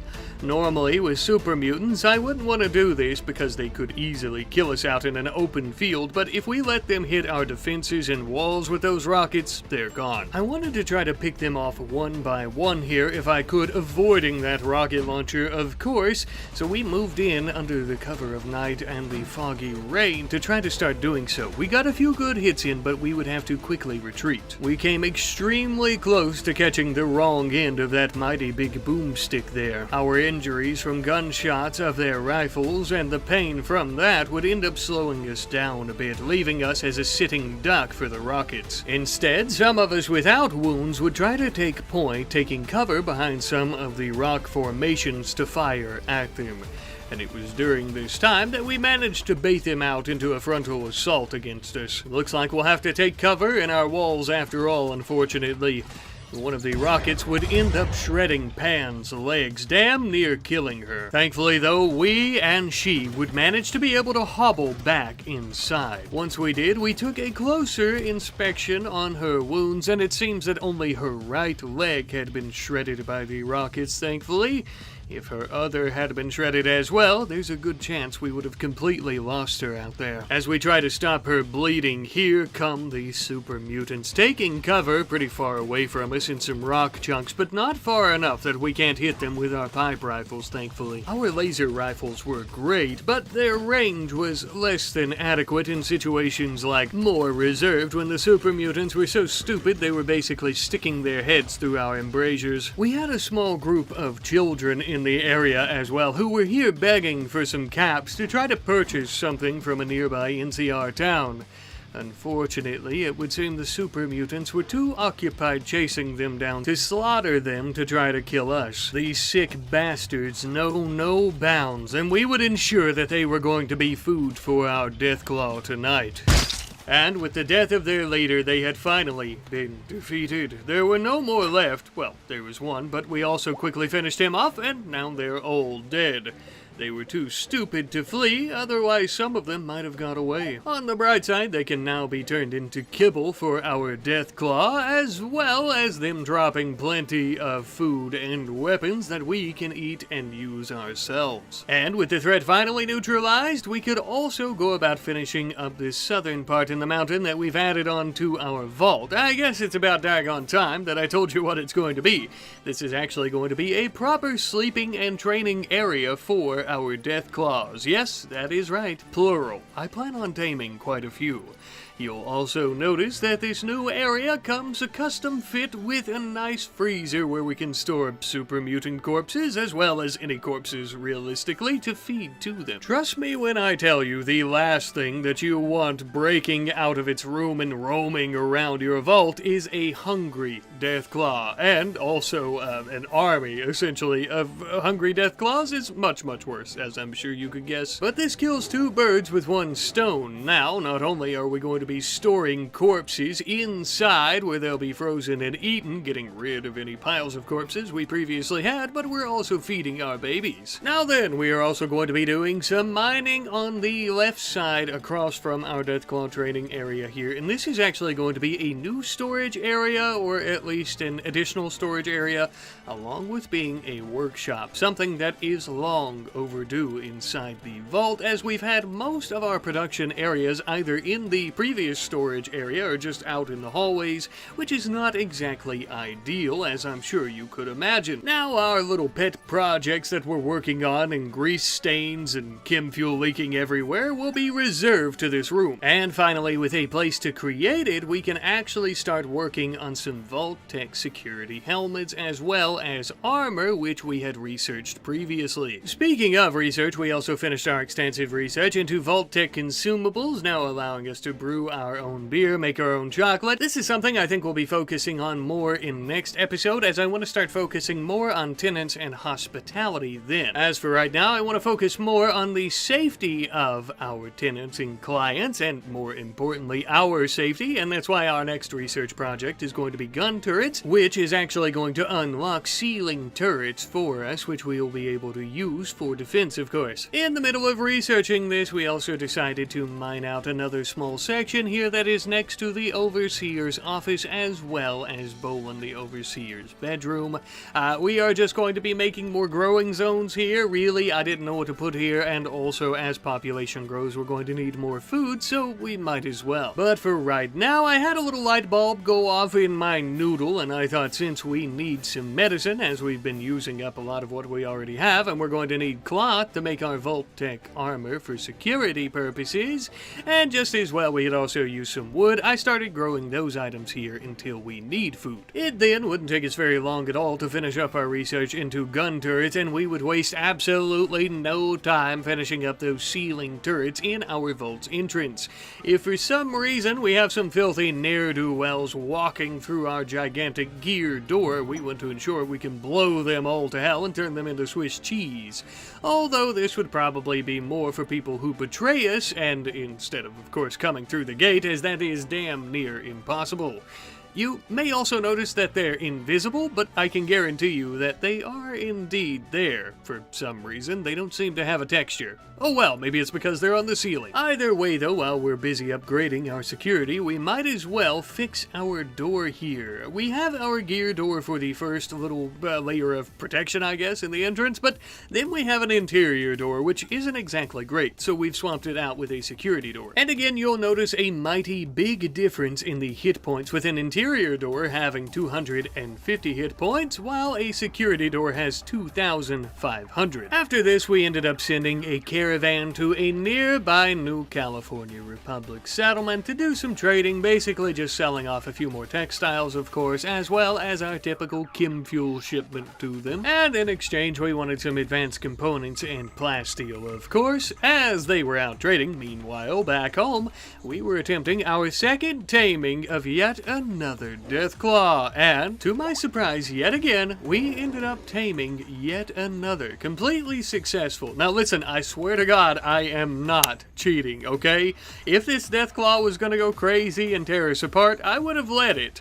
But it didn't, and this is kind of crazy that we're 2 for 2, but I'll just take a win for a win, you know what I'm saying? Now, we might have dosed deathclaws, but we don't currently have any power within our little sunny sand city here, so I cannot wait for our caravan, which appears to have just returned with all of our resources. That way we can start working on yet another reactor. We also desperately needed plasteel, not only for the reactor, of course, but also for our Vault-Tec security gear, so that'll be wonderful. Though that being said, right now our primary concern is, of course, going to be powering the vault in the city, so we finished up our second reactor, giving us electricity galore. By the time all this was completed, we also had a great big harvest from our second growing room, which includes wood, herbal medicine, and most importantly cloth, which is yet another crucial resource for our Vault-Tec security gear. Bolin the Overseer, being quite a whiz behind a smithy and a crafting table, would end up finishing up most of this gear. We had just enough resources to complete about 4 or so full sets. The recipients of this armor are going to be Darcy, Waleed, Shorty, and John. For now, they are going to be our security team, although obviously this is subject to change on a whim at any time I feel like, of course. And the reason for that, someone might prove useful in a different area that they are better well fit for. But never mind all that, as we have yet another research project to conduct. We are going to be working on Vault-Tec luxury items, meaning luxury floors and some furniture and things like that. Most of this, of course, will probably be for our tenants, who end up paying us a good bit of money to stay inside the vault, so we'll see how that goes. As we're working on our research, we ended up getting contacted by the NCR. Apparently, one of their army colonels is fleeing a troubling political situation and is asking to stay at the vault here for 6 days. They're also afflicted with some type of illness, so we'll have to take care of them. In exchange for a good bit of plasteel, which we've been using quite a lot lately, I decided to accept, of course. Anything for an ally. And plasteel. At ease, Colonel. This deathclaw won't eat you. Unless you really piss him off, of course. But you are in good hands otherwise. Not to worry, madam. We'll take great care of you. I must say that taking on quests like this from the NCR really helps us out, as they are a wonderful ally, and thus far there has been no downside to being their ally.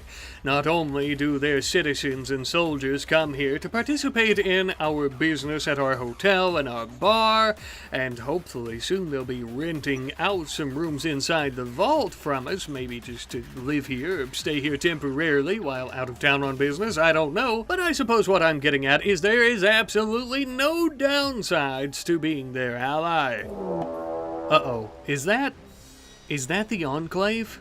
Oh shit. Well, I suppose that this might be one of the few downsides to being their ally, and also for housing one of their army colonels. Not only are they all wielding laser weapons easily matching our own firepower, but they also appear to have someone wearing some Exo-1 power armor with a Gatling laser.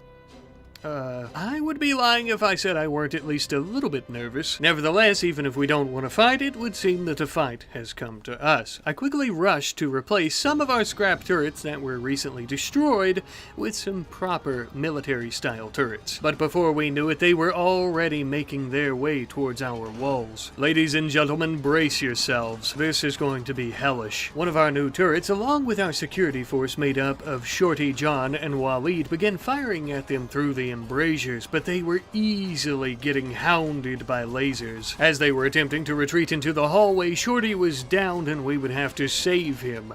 We were becoming engulfed in the Enclave, quickly making their way to our city's entrance with their power armor quickly and very simply taking the brunt of our traps with ease. Thankfully, in these trying times, we no longer have to rely on our security, nor even our traps. We have an ace up our sleeves.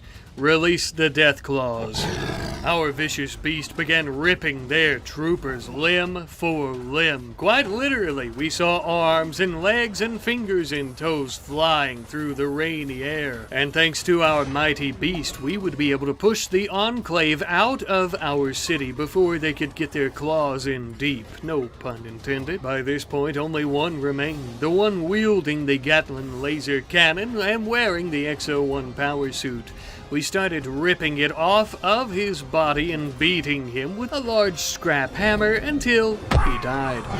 Well, that sure was fun while it lasted, eh, little fella? It's just a shame that we can't rip that power armor off of you, as well we've completely eviscerated it. But I suppose you could still make yourself useful by being Deathclaw Chow in the very near future. They've worked up quite an appetite from all the fighting. We would actually end up taking 2 Enclave troopers who were begging for their lives on the ground in a pool of their own blood into our prison to try to brainwash and or recruit them to the proper way of life under the mountain and in the vault. I suppose it wasn't all bad though. We had those fellows we were going to recruit, and John here ended up getting a Gatling laser cannon. And as you can see, this bad boy don't play around. Vault Tech Security just got a pretty major upgrade for keeping the peace, I'd say. It came at a pretty penny, though, in terms of cost, as many of our fine vault dwellers were very injured during the whole kerfuffle. Our Deathclaw even ended up getting a pretty major infection in his right lung, but thankfully we wouldn't have to cut through his tough, scaly skin to remove it, as he would end up overcoming it, I suppose you could say, not there long after. We also had a pretty big mess to clean up, but thankfully it was mostly items we had planned on using anyhow, or corpses we were going to feed to our new reptilian babies, and we would also end up replacing our turrets anyhow with some much better ones. We also ended up getting some cargo pod clusters landing in the hills nearby, which appeared to be some type of reinforced combat helmets. Not exactly who was shipping these where, but don't mind if we do. We would even end up giving one to our sentient Deathclaw to protect his little noodle. Since we already have security armor and helmets for our security force, I thought that these combat helmets might be pretty good for some of our dwellers that have to go out on trade missions and adventuring. Because of that great big attack and all the chores that were left over to do because of it, many of our folks were not feeling too great in terms of, emotional damage, so we let them drink some ice-cold Nuka-Colas that we have to try to calm them down. Even so, though, not everyone was taking it quite as well as the others, I'm afraid. But nevertheless, we shall endure. The worst of it is over, and not only will we survive, we will thrive in the wake of the Enclave. Speaking of which, the 2 Enclave soldiers going by the names Compton and Mr., who we had recently taken prisoner and brainwashed into being glorious vault dwellers, have now finally joined us. But they're naked, it would seem. So Boland and all his overseeing wisdom sent them into the armory to put on some proper suits to hide their willies, and he also had them go ahead and equip some laser rifles as well as a few knives and other melee sidearms that we had lying around to protect themselves as well as our interests. After a bit of time, Grace, the army colonel, was ready to go back home to her NCR superiors, and they would end up making good on their promise to deliver our plasteel as well as some luciferium, which I think we're going to sell well. I really don't want anyone taking it. But with our mission accomplished, we had to return to our other mission of trying to tame deathclaws. This was going to be our third one, and it started attacking us. We ended up having to kill it, unfortunately, and Shorty was almost completely ripped apart. But thankfully he wasn't, and this is the exact reason why we send basically our entire group of vault dwellers out anytime we're doing this, because they're not very friendly. Who would have guessed? I would have. Fourth time's the charm, as they say. Well, it would seem that that doesn't apply here. Also, I don't really think that's a saying. Anyhow, though, the fourth deathclaw we tried to tame had to be murdered as well. Very unfortunate. That was the bad news. But the good news is we finished research into Vault Tech luxury furniture, and we can now create luxury furniture, flooring, walls, etc., etc. As mentioned, we're probably going to try to reserve this mostly for the rooms that we rent out to tenants who want to become vault dwellers, but I also decided to go ahead and upgrade the bedroom of the overseer. Nothing too fancy, well, actually quite fancy if I'm being honest, but it was just his floors and a royal dresser. That was the good news. Here's some more bad news. It would seem that the refurbishing of their bedroom between Pan and Boland was a little bit too much for their relationship to handle, and Pan ended up asking Boland for some space. And the two of them have split up, which means that the overseer is now a bachelor. Oh my lord, he'll be cruising out there at the Giggling Geiger looking for a lucky lady, probably. Even more good news, the next deathclaw we attempted to tame once Shorty was finally healed up a few weeks later ended up getting tamed by us and is now part of our growing deathclaw army. Oh, what's that? Even more good news you want? Well, we ended up taming a fourth after 3 or 4 more failed attempts where we had to kill some, but we now have 4 deathclaws in our possession, not counting our sentient one, of course. I also thought it would be super badass if we could ride them into battle against raiders and the Enclave alike, but unfortunately this appears to not be a rideable or mountable species. No worries, that's fine. They can still be quite useful to us during combat, of course. Now, this is all I'm going to be taming, I believe, for this episode, so if you wonderful people have some suggestions for deathclaw names, feel free to leave those in the comment section down below. I'd really appreciate it. But before we do end this episode, I still have some research I'd like to complete into flak armor. Now, this is actually going to allow us to create some very, and I do mean very, basic raider power armor, but also some pre-war armors as well, which we've had our eye on for quite some time. While the overseer is tirelessly working on this research, Compton would actually begin creating for us a few mini turret backpacks for our new members, of course. And we would also end up expending a good chunk of our resources, or at least what we have left of steel and components, I should say, to create yet another high-tech research bench in our laboratory here. That way we can help the overseer out with these research projects. This would indeed double the process quite quickly, and it would make flak armor a thing of the past, or at least the need to research it a thing of the past, as we're actually going to begin creating our first U.S. Army winterized armor, which we would end up giving to John. Yes, John is technically part of Vault Security, but no more. You see, John here is actually going to be leading any and all expeditions of trade and just adventure into the wasteland in general from here on out. And he needed something a bit less inconspicuous, as well as much more protective than the Vault Tech armor we've previously had. But my friends, I think that's going to be for next episode, of course, as we've been running for quite some time in this episode. We've done quite a lot in terms of expanding our vault, not so much our city. I think we will actually begin focusing on that more next episode, where we open up the vault to the wasteland and let some of these fine people, not anyone else, begin maybe renting some rooms off of us as tenants. We will, of course, have to dig out these rooms and actually furnish them and what have you, so it might take us a hot second, but by golly, we will do it for money, and probably for NCR dollars, caps, silver, any kind of currency, really. We'll also begin focusing a bit more on our deathclaw breeding program that we have finally started in this episode as well, but all that and more next episode. I'll see you later. Well, welcome back, you silly little surface dwellers, to our vault and our teeny tiny city on the outsides of our vault. Today, my friends, we are going to be doing some pretty big things here with our vault as well as our teeny tiny city, so buckle up, Buttercup. A good portion of today was going to be us creating a deathclaw army, but these things take forever to lay any eggs, so I guess that'll be next episode. Or maybe some of this episode. Anyway, let's build something. In our little small town and or city of Sunny Sands, we are going to be expanding the wall to the north, knocking out the current section that we have, and just adding in enough so that we can add quite a bit more to the city. And in this particular instance and part of the city, we're actually going to be adding in some individual housing that we plan on renting out. Now, initially, I had planned on renting these out to tenants, people who would be willing to pay us a little bit of a sum every few days, that sort of thing, instead of just like for a night or two like we do with our hotel.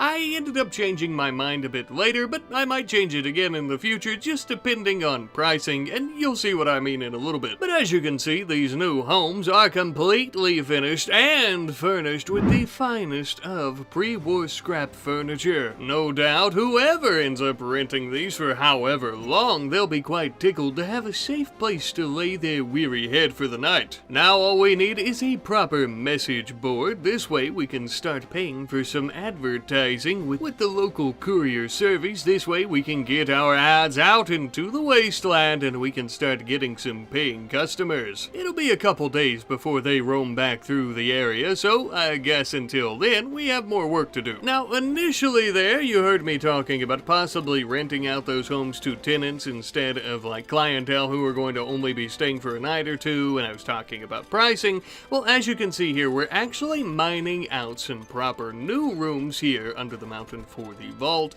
and as mentioned before, we planned on actually renting those out as well. Now, my initial idea was to rent out some homes in our city to people, and then we would start filling up the vault with people who are paying more money. But the thing is, they ended up paying the most amount of money possible right from the get-go, and so these rooms that you're seeing right now would end up being filled up first, surprisingly. You know what though, that is my fault, because I didn't take into account the fact of just how many people who had enough money would be dying to get inside these vaults for a much safer and much better life with us. And these 8 brand new vault rooms, luxury vault rooms I might add, are going to be absolutely perfect for that. We had finished them just in time as well, it would seem, as a few days later, late into the night, we had a courier coming to the town to go about taking our advertisements out into the waste. After we paid him a small sum, of course, they do require a little bit of a fee. Not to worry though, it will be more than worth it once we have a few tenants. Now then, while we're waiting on these tenants though, we are also going to be working on some new research, in this particular case, basic robotics, as some automatons and androids and other things like that would make life here in the vault ever so much easier, not only for our clients that are going to be coming here, but also for ourselves. And thanks to the great mind of Boland the Overseer, as well as many of our other vault dwellers, it should come as no surprise we easily finished up this prerequisite tech, and we were quickly moving on to Tier 1 androids, the most basic of all the automatons, although they can still do many a task, and even defend us if need be, but they're not very good at it, so either way though, as we begin working on this research, we ended up getting contacted by the NCR. They were requesting to send some nuclear waste or toxic packs, something like that, into our area, but in exchange, they would give us 192 plasteel and 58 gold. I didn't care what these waste packs were. Go ahead and send them, Chief. We'll take them. And so, of course, they would, but first and foremost, we got our reward. This gold is going to be perfect for luxury furniture, and this plasteel for reactors, basically anything Vault Tech security gear, so on and so forth, yada yada. The toxic waste packs, on the other hand, not not exactly useful. Now, we ended up just chucking these into one of the toxic rivers nearby. Technically, we could freeze them and keep them from exploding and causing an insectoid hive to form, but we kind of fight deathclaws in this area. I don't really give a shit, right? Eventually, the deathclaws of the area will probably just hunt the bugs anyways, taking care of that problem for us. And if they don't, we'll have some spillipede burgers. Anyhow, though, we ended up receiving word from the NCR as well about a nearby item stash just a few clicks down the road. This would be the perfect opportunity to send John out on a bit of an expedition, leading a team, of course. We weren't just going to send him out there by himself, as he would probably never return. We would allow John to handpick the team himself, and then they were off, packing plenty of meals and heading down that way.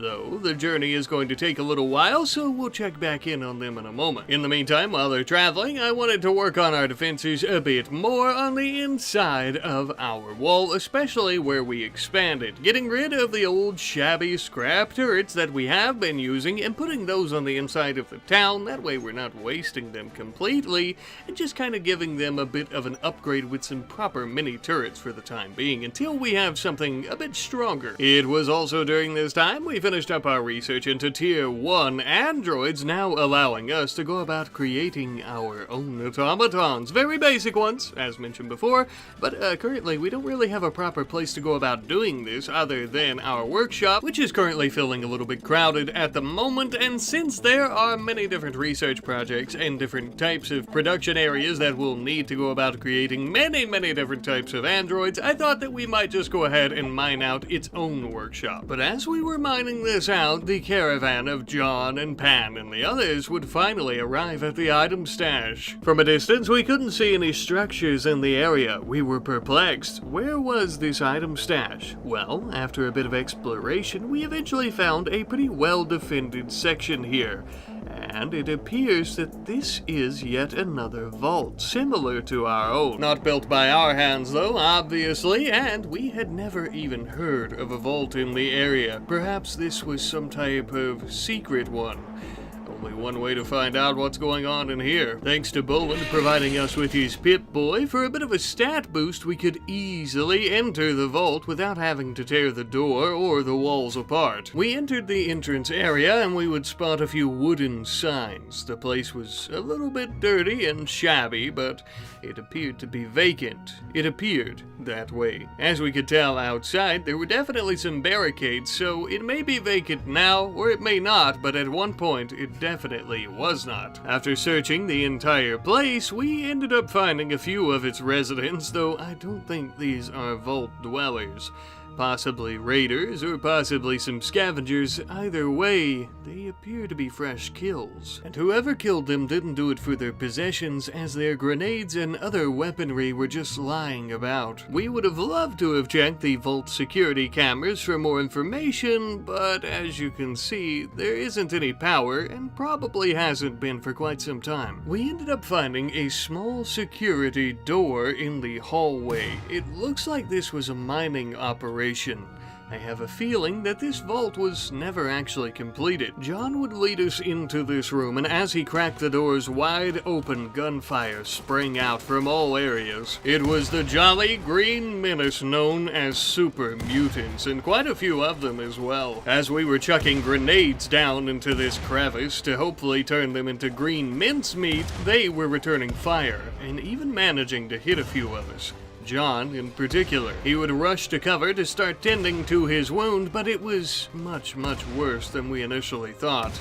His entire right arm had been shot off. A blast from a pipe shotgun barely missing Pan's head and hitting John right in the arm, tearing it off. As John was attempting to not bleed out, we were continuing our explosive revenge. Killing one of the super mutants, and the most cowardly lion of them all would attempt to flee, but as you can see, that didn't exactly work out for him, I'm afraid. It would seem even at the great cost of one of John's limbs, we have won this fight though. And with that, we'd be able to search the area for some more treasure. The items that were promised in the area appear to have been a doomsday rocket launcher, a different type of rifle, and some advanced components. Was it worth losing an arm over? Not exactly, but we might as well take them now as we've already lost it. After quickly packing up everything that we wanted to take back home with us, including a Vault-Tec terminal and a few other things, we would end up starting on our way back on the road. But there's no rest for the wicked, as they say, and on our way back we would end up getting ambushed by what appears to be a small group of raiders. Nothing we hadn't seen 100 times over, but these fellows and fellowettes appeared to be wielding some handcrafted weaponry instead of pipe weaponry, so we'll need to be a little bit more cautious, I suppose. Though giving them as much credit as we could there, they were easily defeated by our laser weaponry, hitting the ground shortly thereafter, and it would seem that their new handmade weapons are going to be ours. And one of them, going by the name of O'Neill, had a crazy good plant skill, so we thought that it might be nice to have a new gardener under the mountain with us, especially since she was not unwaveringly loyal. These raiders rarely ever are. They're always looking for the next best way to get a meal. But what really sealed the deal for us was the fact that she was also trained to use power armor. Now that's a trait that you can't just get anywhere. That takes some real experience. Alright, little lady, that's it. You're coming home with us. Don't resist. You're being rescued. Oh, yep, she's crawling away. Not to worry though, because we slung her over the shoulder of our sentient deathclaw, and a few days later we would arrive back home, sweet home. We would end up unloading all of our inventories, including the new items that we got from the vault, and we went to the overseer to tell him about our findings. We also dropped our prisoner,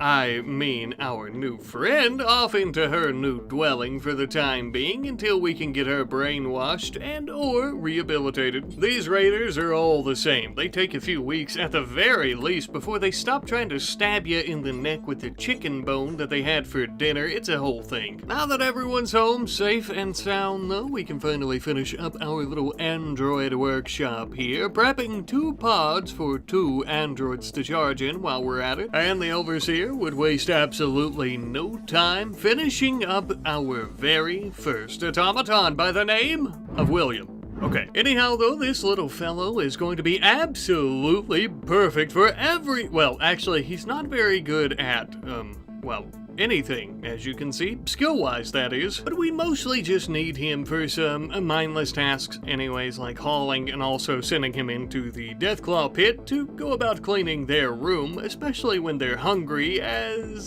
they probably won't eat him. Probably. A few hours later into the night, and we had our very first person from the wasteland looking to request tenancy inside the vault. Now this is where I was getting at earlier with them offering a lot of money. She is willing to pay 75 silver per day. That is a lot of money, and as to why I am going to be letting her stay in the vault, of course we're going to screen her first though and ensure that she's going to be a proper match for the vault. We don't want anyone coming in here and, you know, assassinating one of our own or anything. We would allow her to go ahead and equip a vault suit first and foremost, which probably wasn't a good idea because that's the same place as the armory. We know for next time not to do that. Nevertheless though, she would sit down with the overseer and the screening process would begin. Now this can take a little bit of time, so in the meantime, while she's getting asked the hard questions, we're going to start prepping our humble abodes out here in the outer town for people to rent out during the night by also placing some wood-fired heaters in here to keep them nice and snuggly warm since winter is on the horizon. Now these are going to be $50 a night as well, and that might seem a little bit steep, but I would presume these of course are going to be part of the hotel, essentially owned by the hotel as their property, so if people want the privacy of their own home for a little while, they're gonna have to pay a little extra. And you know what? If they don't like it, they can sleep out on the ground, or they can also pay us 10 buckaroos to sleep out in one of our waste leather tents instead. You know, either way of course. But as we were welcoming a new paid vault dweller into our loving arms, I noticed a bit of an issue. It would seem that our Deathclaw 4, is wandering around in confusion. This was caused by Alzheimer's, and as you can see, this poor battered beast has quite a scratch on its left eye, It's not all that often that deathclaws end up living for this long. Now, they have no natural predators, except for each other. But as we were tending to Deathclaw 4's needs, I also noticed that the egg box in the room was filled up to the brim with 3 great big eggs. Looks like we're gonna be Deathclaw mommies and daddies very soon. This also reminded me that last episode I asked you fine folks for some names for our Deathclaws, and you happily obliged me, which I very much appreciate, and I have chosen the following names. We now have Princess, Fluffy, Clawsworth, and Frank. These suggestions are provided by our good friends J. Dix Official, 6 Wing Zombie, Jaws 12413, and Lockwone01. And of course, I want to thank everyone for providing name suggestions. And just remember, if you weren't chosen this time, we have plenty more Deathclaws that we're going to be birthing soon. So remember, if you want me to see a name suggestion, continue commenting on the videos, and I will continue checking for them. I love you. Thank you. Now then, moving right along, we are beginning on yet another research project, with that being Sure Power geothermal generators. Now, this is a pre-war company with designs from, well, before the war, as one might guess.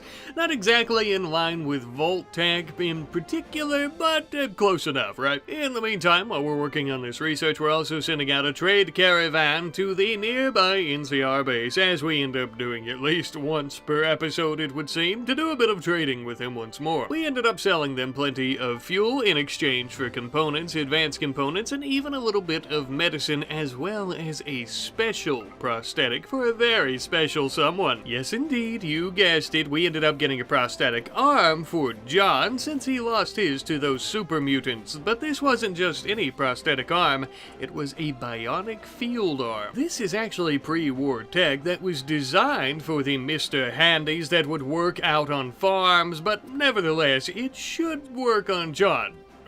Hopefully. Darcy performed the operation, and indeed, it would seem that the arm has taken to John quite nicely. Here's hoping for no infections, and that it actually moves after he wakes up. We'll see. With a successful operation under our belt, though, it's time that we started another little mining project here for the vault itself. This is actually going to be a fermentation and growing room. We need a place that we can actually use to produce alcohol, like beers and things of that sort, so that we can keep our bar nice and stocked. But I think we're also maybe going to open one up on the inside of the vault at some point as well, so we need enough for all of that. And we're also going to be growing some smoke leaf in here as well, which was also a great suggestion from our friend Lockwone01, who was talking about this along with naming a Deathclaw earlier on in the video, and they were saying that we should go about selling a few of these not so hard drugs like smoke leaf instead of something like jet. I think this is going to be perfect. After we set that up, we also finished our research into Sure Power geothermal generators, and we immediately started working on one of those just outside the city walls. And that is also why, you see, we had to use some granite walls to insulate it from raiders and what have you. We did have a much closer one that was kind of inside the city. I kind of also built our walls on top of it, but I didn't feel like dealing with it. So this is what we have. And with this geothermal power generator, we can also get rid of the old wood-fired and chem fuel-fired generators on the inside of the vault, meaning we can now just store chem fuel and also sell more of it because of this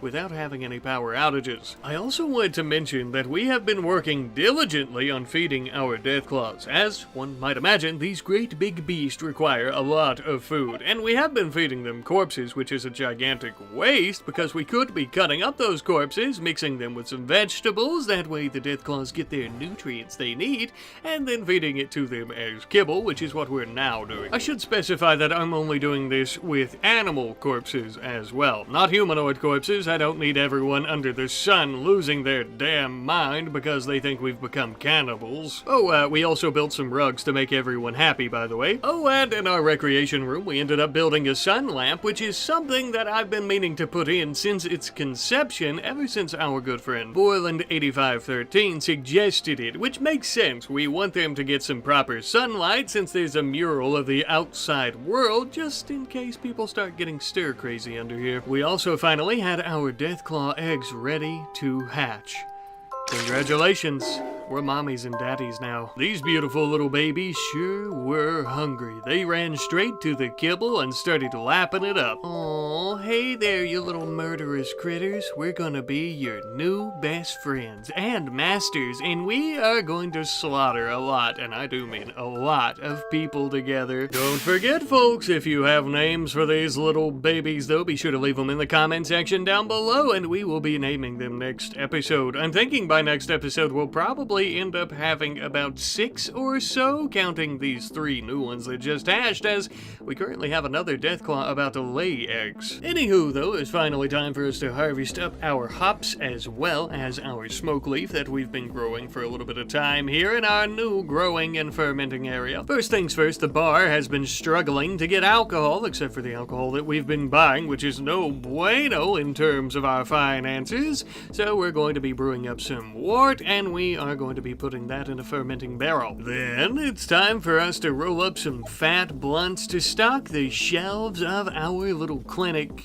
kind of building here, our pharmacy, whatever we're going to call it, to sell. As we were working on producing more products, we also finally ended up recruiting O'Neill into our ranks, and we would immediately send her into the armory to equip a proper vault suit as well as some weapons that she's most comfortable with. Surprising to no one, though she ended up strapping a laser rifle to her back, she went for her very own handmade rifle that we had confiscated from her earlier, you know, when she tried to kill us with it, but it's good to see that she has it again. And let's not forget the fact that she is power armor trained. Now, the fact that she is trained in power armor does mean that she holds some idea of how to train the rest of us. Though it's not incredibly simple, as we do need a proper simulation area so that we could go about training inside this pod, I suppose. Not really sure on the directions. It's a little fuzzy the way she explained it, but we built one, and I think we're going to attempt to start training people ASAP. And while we're putting the finishing touches on all of that, we're also going to start working on a multi-analyzer for our next research, going up to fabrication, through recon, and into marine armor eventually. The reason for that is because marine armor specifically is the research that we need to create our very own proper power armor. Keep in mind, though, we do still have the research to go about making raider power armor. It just kind of sucks ass in comparison, but because at the moment that is the only type of power armor that we're capable of creating, we would have Shorty and Compton begin working on some. Well, you might be asking yourself, Rat Daddy, who is going to wear this power armor? And to that I say, were you not paying attention the last like 3 minutes of the video? Of course it's going to be O'Neill. Even if we manage to train some of our other folks with power armor, none of them are going to have the wit, know-how, or experience like O'Neill does with it. She's probably pretty darn experienced with raider power armor in particular, since, well, she was a raider. After our little excursion into the unfinished vault this episode where John lost his arm, I think he could use some proper backup. Someone who is large enough to block bullets without getting killed,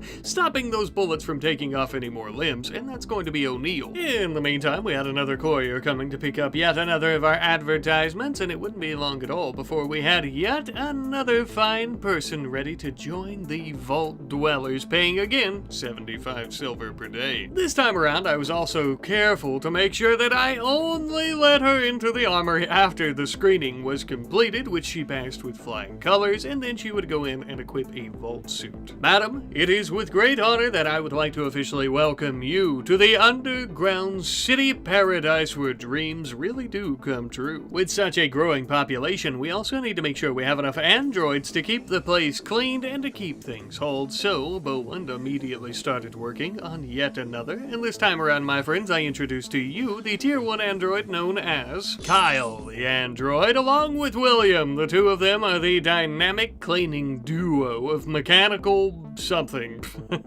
If you guys have some names for both of these little fellows, be sure to leave those in the comment section as well, as, well, I've got nothing witty or anything like that to name them, and I'm sure you guys guys have some amazing, as a matter of fact, I know you do, some amazing names as always. Anywho, it would appear that we're getting a prisoner exchange caravan from the NCR before the episode ends, as is becoming something of a ritual by this point.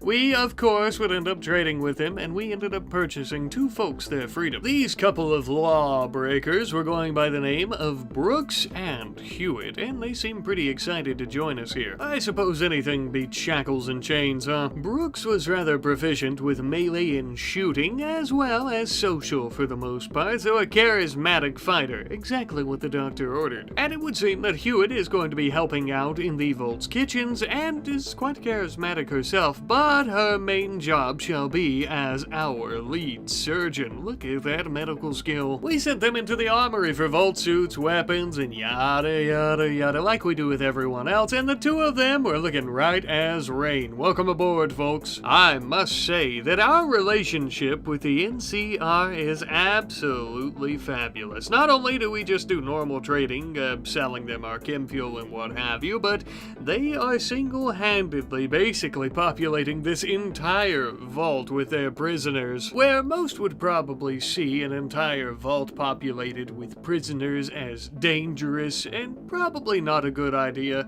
I see a chance for redemption and opportunity for some really, really great things. But until next time, we'll see you later. Hello, hello, my vibrant, valiant vault dwellers, and welcome back to our little vault city here in the wasteland. Today, per the usual, we're doing some pretty big things, but we are also making some pretty major changes as well, and/or additions. You see, last episode we left off by working on multi-analyzer as our current research project. Well, today we're actually going to be changing that up a bit. We are going to be working on plumbing instead, just for the moment, and we're going to be putting the multi-analyzer on the back burner ever so briefly, because I have now added Dub's bad hygiene to the mod list. Now, for lore's sake and continuity, let's just say that instead of me adding a new mod that probably would have been great from the start of the series, we'll just say that they've been all washing their arses out in the irradiated waters. But no more of that today. A great big thank you to our friend GBYWS279 for bringing it to my attention, as well as all of you who have been commenting about it in the videos in this series. Apologies that it took me so long. With that though, we finally easily finished up plumbing research, and we are now going to be working on modern bathroom fixtures, which is going to give us showers, simple showers, and also toilets. The modern commodities, I suppose. While we're working on this research, we are now going to start digging out our very first bathroom, which is going to be right next to our armory, as the armory is in between our guest rooms in the vault as well as our own residential areas for our own vault dwellers. That way, all of these peoples can come here and use the toilet as they so choose. After finishing the research for modern day fixtures, which are technically pre-war fixtures, I suppose we could go ahead and start installing all the showers and sinks and toilets and so on and so forth. One little issue that we currently face, as you can see obviously, is, well, we don't have any water. Sure, we have showers and everything we need, but we don't have any water flowing. Well, they're basically useless. Thankfully, the same mountain that we've been building our vault in just so happens to have a large water reservoir underneath its granite surface, so we'll be able to tap into that pretty easily. Our next research project would be electric pumps, which wouldn't take us very long at all either. As you could see, all of these research projects for the bathrooms and plumbing have some pretty low times to actually be researched, as they're fairly simple for the most part. We now have some functioning bathrooms that are working absolutely perfectly, toilets included as well, I might add. The only thing that is kind of keeping us from being self-sustaining right now is the fact that our drain pipes have to let out into one of the irradiated ponds outside. But eventually we'll be able to finish us some research that allows us to convert our sewage back into water water by cleaning it and that sort of thing, but for now we are going to focus back on the multi-analyzer once more, as we really want to try to push to getting some power armor this video. And of course, as we're doing that research, we're going to be building more bathrooms, but not to worry, I'm not going to force you to watch every single bathroom be constructed, as I have something much more interesting for you fine folks to focus on. You see, my friends, there appears to be a prison camp nearby, and word on the street is that the Enclave has taken someone prisoner, though there's not too many details on as to who it is. We do know that they're not under the NCR, so we might just go there and see what we can dig up. We're going to be sending out John, of course, leading the mission, along with O'Neill, his ward, as well as our sentient deathclaw, whose name is in a language I don't know how to read, along with 2 of our other non-sentient deathclaws. The idea here is that whoever is being held prisoner by the Enclave is going to be super useful to our cause and to our community here at the vault, and at the very least, if they're not, or the prisoner is already dead, we'll get to take some of the laser weapons and whatever else the Enclave have on their person at the time of their death. Upon our arrival, we were hiding out in some nearby rock formations, taking a good old look at just what we were dealing with here. Looks like the Enclave have some type of stone structure, pre-war of course, that they're holding the prisoner in, and they've set up camp. Whoever they are, they must be fairly important, as there is the presence of an officer here as well, along with many of the other Enclave soldiers, and even one of their scientists. How peculiar. Looks like we ran out of time to ponder on what was going on though, as they've spotted us, and immediately they started opening fire. We've lost the element of surprise as well as the upper hand, as they had the opportunity to take cover in some pre-war ruins as well as some stone chunks. We began returning fire, of course, as best we could, but I wasn't exactly sure what it would take to drive them out of their hiding spot so that we could get a clear line of sight at them. And then I remembered something. We have some of the deadliest killing machines in the entire world under our command. Release the deathclaws. Our great big lumbering beast began rushing in at them. They began tearing them apart, but they were taking some pretty major laser fire. Even worse, a plasma grenade went off, taking down our sentient deathclaw. Thankfully, he was alive. For now. We had to get rid of the trooper with the grenades though, and fast. John ended up taking some damage from the same grenades, but luckily, after a few good barrages of the old laser Gatling gun, we had turned that son of a bitch into nothing more than a pile of ash. Quite unfortunate, as the others ended up getting away, I'm afraid, and the reason I say that is I prefer the Enclave not know about our activities here, but it's a little too late for that now. Thankfully, all 3 of our deathclaw compadres would be completely fine. Well, kinda, sorta. They were shredded and bleeding from all the grenades and what have you, and burned from the lasers, but we were patching them up with some, dirt, I guess. I hope nobody gets an infection. But as we were tending to our beast, John would go, of course, to make contact with the prisoner. He obviously would end up accepting our help, but even better, he would also end up joining us. It looks like he's pretty excited to go about seeing this vault. His name was similar, I suppose, to our sentient deathclaws. Turns out that he was actually in the pre-war, well, in the actual war, and he was some type of Chinese Navy scientist. It's a little bit above John's head, so I suppose we'll just see what the overseer says. Either way, just as we had hoped, we ended up getting everything the Enclave had here, as well as the prisoner to join us. And with all our new belongings in hand, as well as our new possible friend and or vault dweller, it was time for us to start heading back home.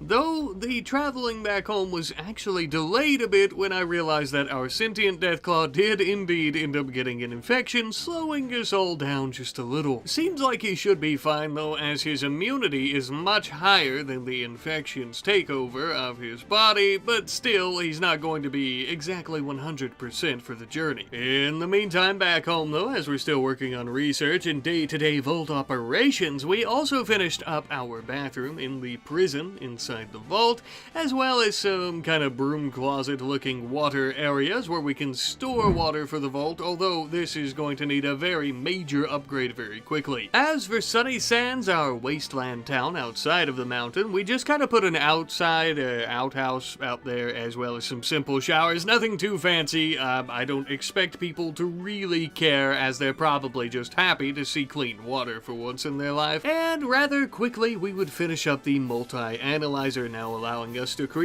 one and move on to much bigger and better research projects, but looks like it's going to have to wait as we are currently being raided. Not only a raid, but it seems that the vault is about to be under siege from these bastards. These might just be the most intelligent raiders that we've ever dealt with. Not only intelligent, but also very well armored and also well armed. Most of them normally have pipe weapons, but these fellows and fellowettes seem to have some pretty above average weaponry. On top of the fact that they've brought plenty of mortar shells to try to drive us out. If I had to guess, I would say this guy right here is probably their leader. Well, if there was ever a time to use that doomsday rocket launcher that we found last episode, I would say that this might just be that time. We're going to be giving it to our android William. He doesn't exactly have the greatest shooting skill, but with a rocket launcher, it hardly matters, I would say. And of course, this is because he is a little bit more expendable. Yeah, the raiders were quickly throwing together their camp and their artillery to start their shelling of our town and our vault. We were trying to rush in as quickly as possible with William and the rocket launcher, as well as us hiding behind some rock formations and mountains to back him up once they start coming this way. Unfortunately though, before he could get into position, they ended up getting a direct hit right into the side of our hotel. Luckily, it wasn't occupied at the time, but with a few more shells hitting our town, William was finally into position. And he too would score a direct hit, damaging their artillery and killing several of these raiders' scum. So many, in fact, that the cowards decided to try to steal what they could and flee the area. Well, I'm afraid after this little shindig you've put on, we can't just allow all of you to run away, now can we, gentlemen? As the cowards were in full retreat, we began tracking them down around the hills as a large squad firing upon them, eventually killing their leader. Oh, you poor dumb sap, you must have thought that you were the main character in this story, huh? No, I'm afraid you are nothing but a micro-chapter in my own. Not only did we have plenty of weapons and caps and other things that the raiders dropped, but after putting out a brief little fire here, we even had another raider who we might be able to rehabilitate, but only time shall tell. For now, we'll save them from bleeding to death. And if nothing else, it does look like we have plenty of steel barricades for resources, but even better, we have 2 new artillery cannons. These bad boys will come in very handy for defensive purposes and maybe even offensive purposes. One of the raiders also ended up dropping a recharger laser pistol, which complements our recharger laser rifle that we got from the vault last episode quite nicely. Now, the reason I want to bring up these weapons as well is they are laser rifles similar to the ones that we already got from the Enclave with their little skirmish with the NCR a few episodes back. But the recharger variants like this, though they, I believe, came before the actual current laser weapons that we use nowadays, yada yada yada, they actually are doing less damage, but shooting much faster, as you can see right now, in comparison to the current laser weaponry that we have on hand. So, there is a situation and scenario for all manner of weaponry. Speaking of, we ended up relocating our new artillery cannons just in front of the vault behind one of our businesses. For now, this seems like an ample place as we have full coverage of the region with them, but we might move them in the future. And the reason I say that is it might not be a good idea to have things like artillery cannons near somewhere like our bar, because our clientele, like the ones that are enjoying their stay here and enjoying some of our beverages we've been brewing, might end up becoming targets for any enemies. That's a problem for another time. Right now, we are finishing up our construction of our first and really realistically only multi-analyzer, advancing our technological prowess even further, and by the time it was all said and done, our caravan had finally returned back home with our brand new ghoul Chinese pre-war companion. So we took him to meet the overseer. Apparently, the Enclave had taken him prisoner for his knowledge about nuclear technology and also just for his high intellect. I'm sure they planned on enslaving him or even executing him possibly after getting what they needed from him, so he is of course more than welcome to take refuge here in the vault, mostly because we could also use that big brain of his. Kinda crazy to think that Bolin, the overseer, fought in the pre-war, and as did this Chinese ghoul here. It's possible the two of them might have been on opposing sides in the liberation of Anchorage.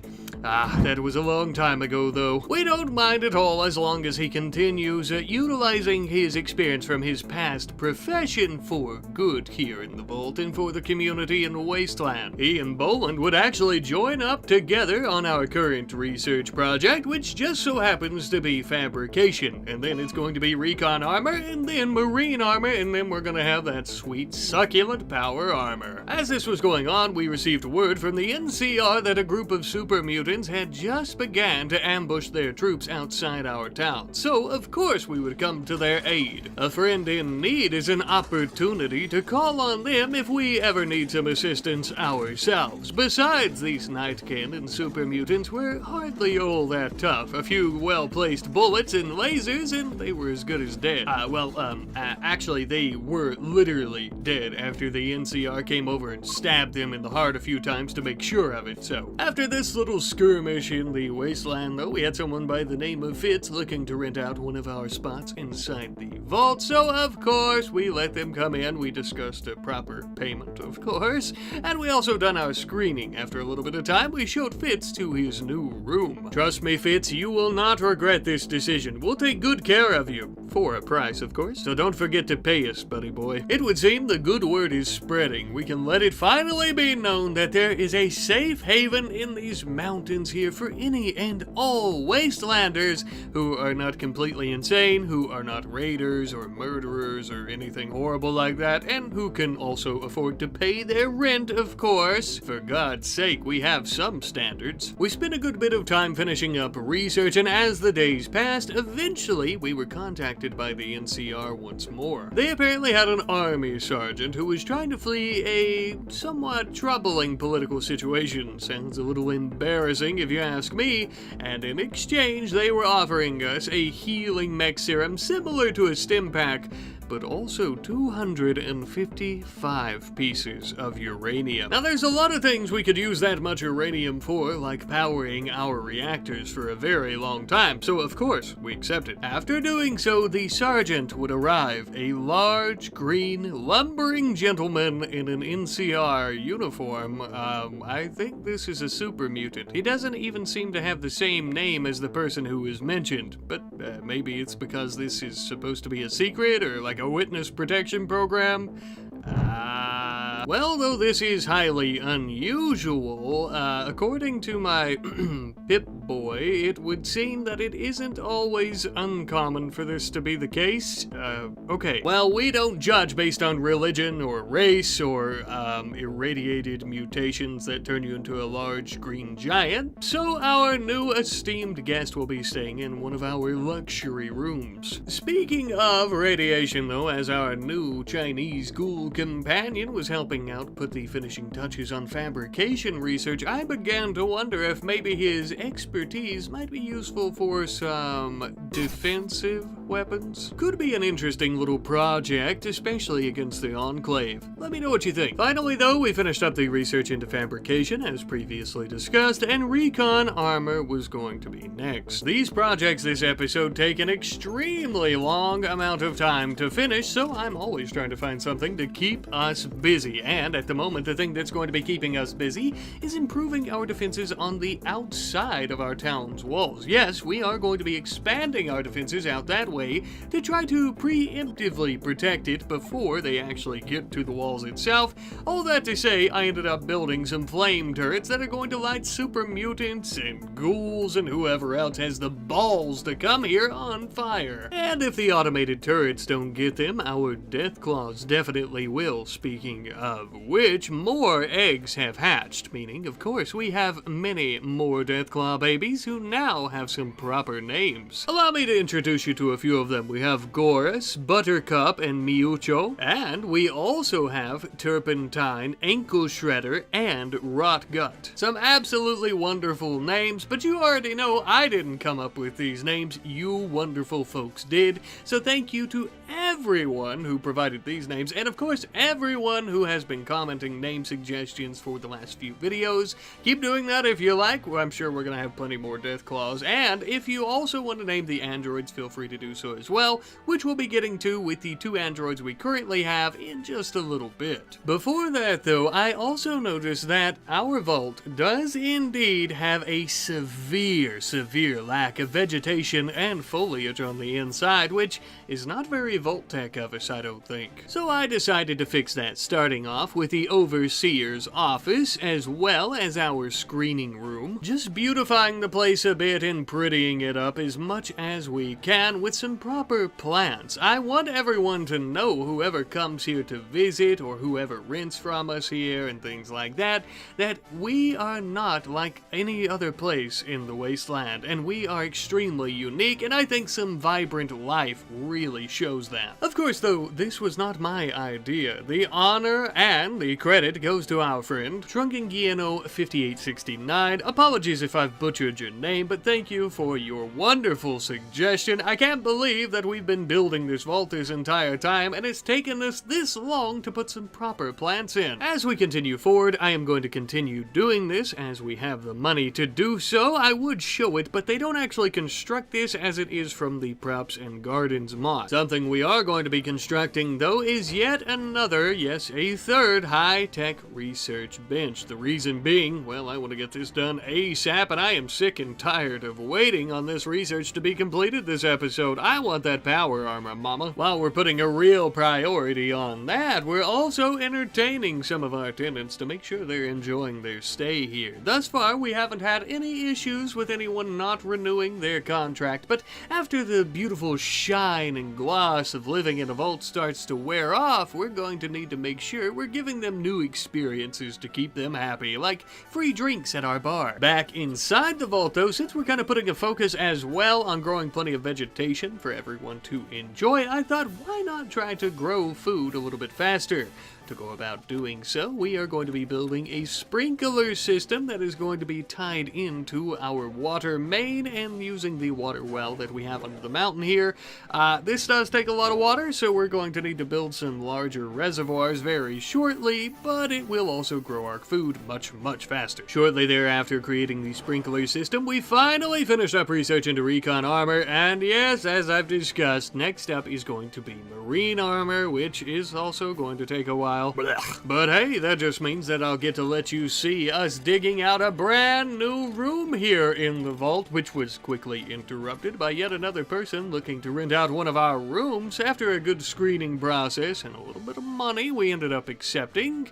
Apparently their name is Jess, and they wear a nice orange bowler hat. Cool. Now then, as for the room that we were mining out, we were going to be creating some brand new, much larger water reservoirs in here to store all of the water for the vault, not only for the current size of it, but for the future as we continue expanding furthermore. We also ended up building some extra pumps and hot water heaters in here as well to try to keep up with demand as best we can as well. We then ended up having a veterinarian by the name of Bucky arriving in the area looking to join the colony. We decided to do a little screening process with him, and oddly enough, he seems to have been from another vault, but hard to say if that's the truth or if he's just bullshitting us, but For now, we may let him join as he has some useful skills that we need, but we're going to be keeping a close eye on you, Bucky, old boy. I also felt now would be a good time to go about naming our androids with the names of Cleansworth and Screws. Some great suggestions from our friends Madley Park and Freintor9558. I especially like Screws in particular, given the fact that we're giving these androids some laser pistols and stuff, and Screws looks like he's itching to use it, and he probably has a few loose.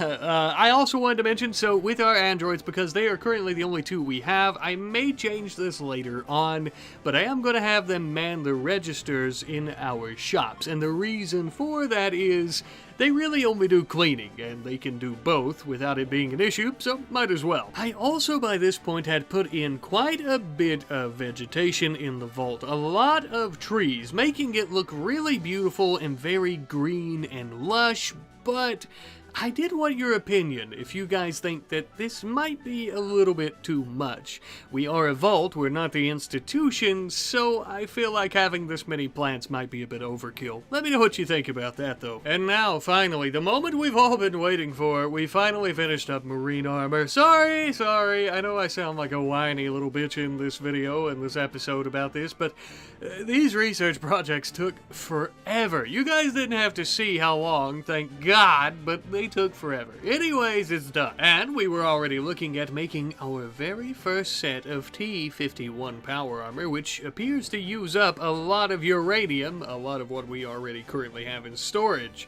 So I suppose it is a very good thing that we ended up taking that quest from the NCR. With that though, the Overseer and his nimble crafting fingers would immediately get to work on creating our very first set, and in the meantime, we would have John here begin training himself in the ways and the arts of power armor. Once completed, he was now able to wear it and to utilize it properly. Of course, we do have O'Neill, who was already trained to use power armor, and we did end up giving her some Raider power armor last episode, but John being the one who leads these expeditions now out into the wasteland and all these adventures out there, I think that he is a much better candidate for our first proper set of armor like this. Not to worry though, once we can decide whether or not the T-51 is best suited for our adventures, or maybe the T-60, or whatever else we decide to create in terms of power armor, we will end up giving O'Neill her own set, okay? Just calm down. But it looks like it's time for our friend Solomon, the NCR super mutant, to go on home. And after he would end up doing so, they would make good on their promise to send us some uranium. Looks like we're gonna have just enough to go about creating plenty more power armor. But my friends, that is going to be next episode. I will see you later. See ya. Well, welcome back, one and all, you wealthy little wastelanders. Good to see you here once again today in our vault. The city where dreams really do come true, and pleasures and luxuries of the old world are commonplace. Recently, we've been working on some proper power armor, and today shall be no different. One of our main objectives today is making sure we have another set or two of power armor, at the very least, for some of our more adventurous vault dwellers on their, well, adventures. And while doing so, it wouldn't hurt at all to improve our vault furthermore with some proper artworks like statues. So we'll need to begin the research on how to go about making them, and as we're doing that, we're also going to be collecting what little bits and bobs of steel ore are left in the area. Up until this point, we've been deconstructing a lot of old war tech where we can smelt it down and what have you, as well as trading for some, but we still have a little bit around the map, so we should really try to focus on getting the last drops of it, I feel. While mining out these areas, though, we would easily complete the research required for statues, and we are now going to be looking into basic electronics. Now, we already technically have basic electronics, but in particular, these are actually going to be pre-war electronics, like some industrial radios and televisions. The wasteland is already completely littered with this type of technology, but with this type of research, we'll be able to refurbish it and use it as it was intended. Pan, being the artsy type that she was, would end up making our very first statue, and we ended up putting this front and center in one of our hallways where they all meet. Now, we thought for sure that this art was going to have something to do with her breaking the Overseer's heart, but luckily it doesn't, and he won't have to suffer through that. The artwork actually depicts O'Neill beating down Darcy in one of their drunken brawls in the halls of the Vault City.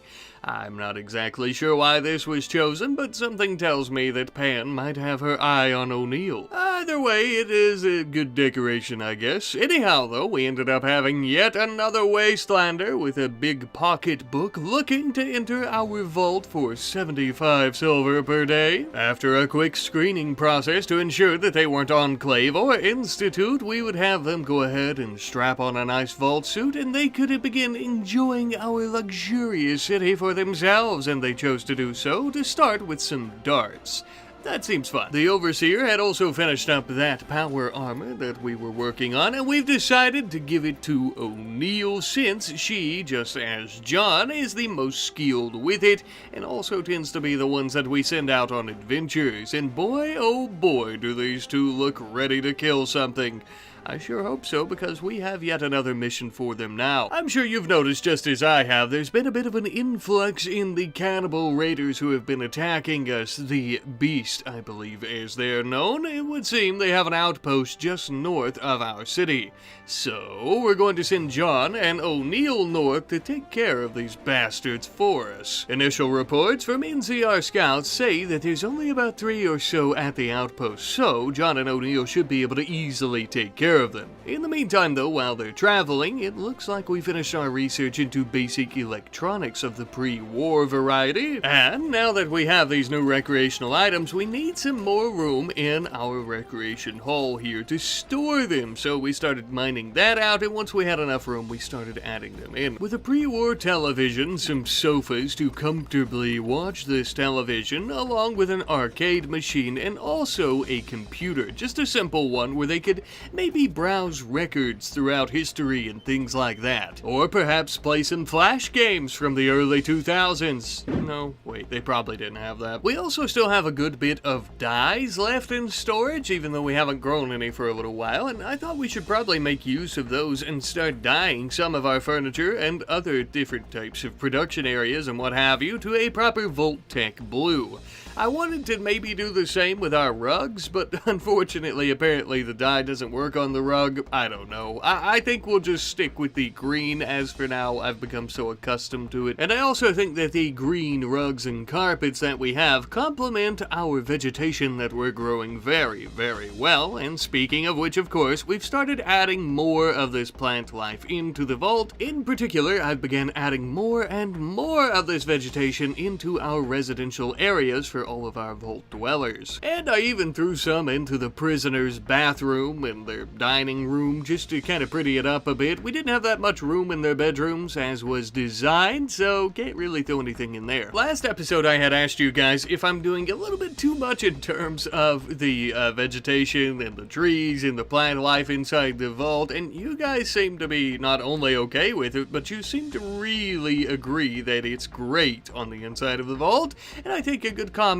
by our friend Zayzel really helps express how we all feel, I think. Apologies if I've butchered your name, by the way, but as the plants being an attempt to kind of recreate the lush forest and vibrant life of the pre-war world, and it's also something great for all of our adventurers and explorers to come back to, and I also feel that it's great for all the Wastelanders who are coming into the vault to see that stark contrast of the wasteland and the lush, vibrant life that we have under the mountain. Now that I'm finished rambling on and on, it's time we start working on some new research, this time around with that being advanced batteries. These are basically just the batteries that we know and love that are currently storing all the power for our vault, but more advanced and being able to hold a much larger charge. The Overseer and the others, especially our Chinese ghoul companion from last episode, would waste no time getting to work on this research, as John and O'Neill were still traveling to this raider outpost. Don't forget about that. That's more of a reminder for myself enough, as we had a lot going on while waiting on them to arrive at the outpost, such as a quest from the NCR. One of their nearby bases required a skillful worker and warrior, and in exchange they would be willing to give us almost 70 uranium and an XO2 power armor helmet. Of course we accepted. We could think of no one better than Pan to take on this important task. Yes, sure, she broke the Overseer's heart, but she's one of our original members.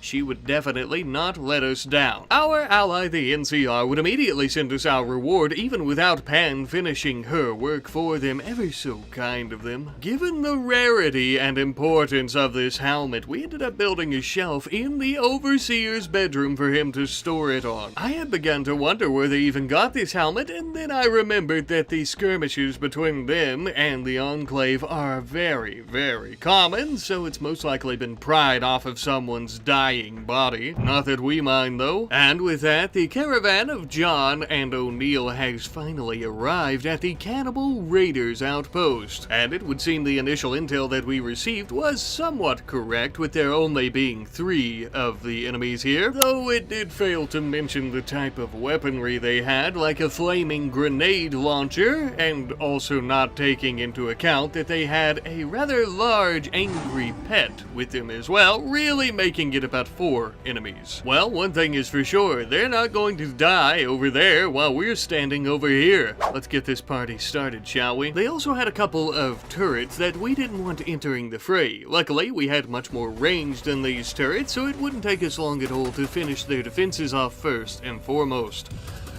Now with the turrets gone, we could begin prioritizing these cannibal bastards themselves. Thanks to our superior weaponry and power armor, killing these raiders was a cakewalk. However, the same couldn't exactly be said for their pet deathclaw, as it began chasing us down, and I was actually very nervous trying to get the hell away from it. And because of this panic, John ended up getting stuck in its clutches as O'Neill blasted it for him to get to safety. Once John was free and began hitting it point blank with his laser minigun, we finally finished this great big bastard off. Though its death would come at quite a cost to us, our power armor had suffered some pretty heavy damage, but to my surprise, we had very little actual damage to John's limbs and other body parts. He was mostly just crushed a bit and also had a few bruises, so I suppose the power armor really held its ground. And with our great victory, we were now free to go all throughout this outpost before destroying it. We would find quite a few useful things. We would also find some disgusting things like corpses that these cannibals had been eating on. Some of the more useful items, though, included Vault-Tec medicine, the incendiary launcher that we had from earlier, and also one of those pirates seemed to have a fat stack of gold, which should convert into NCR dollars or caps quite nicely. We also found a map detailing the distance between this outpost and a much larger Cannibal Raider outpost the beast had in the mountains to the north. We can't take them on with our current capabilities of just John and O'Neill, so we'll need to start heading back to let the Overseer know so we can get a proper war party. At the very least, I'd like to bring our little teeny tiny army of deathclaws to rip and tear them all apart. As we were traveling back home, though, back at the Vault City, we had finished up our research into advanced batteries. Now we're going to begin working on some proper self-sufficient plumbing methods by converting pee and poo back into usable water with septic tanks and eventually sewage treatment. With the prerequisite tech of septic tanks definitely not going to take long, we took a quick second to replace a couple of our current batteries with the more advanced type, of course. And now it's finally time to start working on sewage treatment research. This one is a little bit larger and will definitely take a little bit more time. So we're gonna start working on another new project I've been meaning to do for a little while. We began mining out 2 new luxury rooms for any more guests that would like to rent here under the mountain, of course, but we're also going to be creating another recreation center, I suppose you could call it, though it's going to be a little different. During our mining efforts, sewage treatment was finished, which was shocking. I know we have 3 research tables, but my god, are these people fast. Anyway, though, I'm going to quit teasing you here. What we're building next to our luxury rooms is actually going to be something of a bar for all of our guests as well as all of our vault dwellers to enjoy. Now, we're not going to be selling this alcohol and Nuka-Cola and whatever else we have in here. It's going to be completely free of charge, specifically for those who pay us and also who join us. You see, the thing is, I know we don't want to go wasting alcohol technically, but it's really not. It's going to keep everyone who's renting off of us and living here quite happy, which is you can't put a price on that. And we still have plenty out in our bar in the wasteland anyhow, so we should be fine. By the time that this was completed, John and O'Neill had finally arrived back home from their long journey. Boland had stopped them at the gates to check in on the progress of them destroying the outpost and was quite pleased to figure out that it was completely gone and all the raiders dead, but was not so pleased to find out that there's a much larger one to the north. Looks like we're going to need to do quite a bit of work in terms of our offensive capabilities. But for now, we do need to work on the vault first, and one of the things that we're going to be working on is a sewage treatment plant next to our laboratory.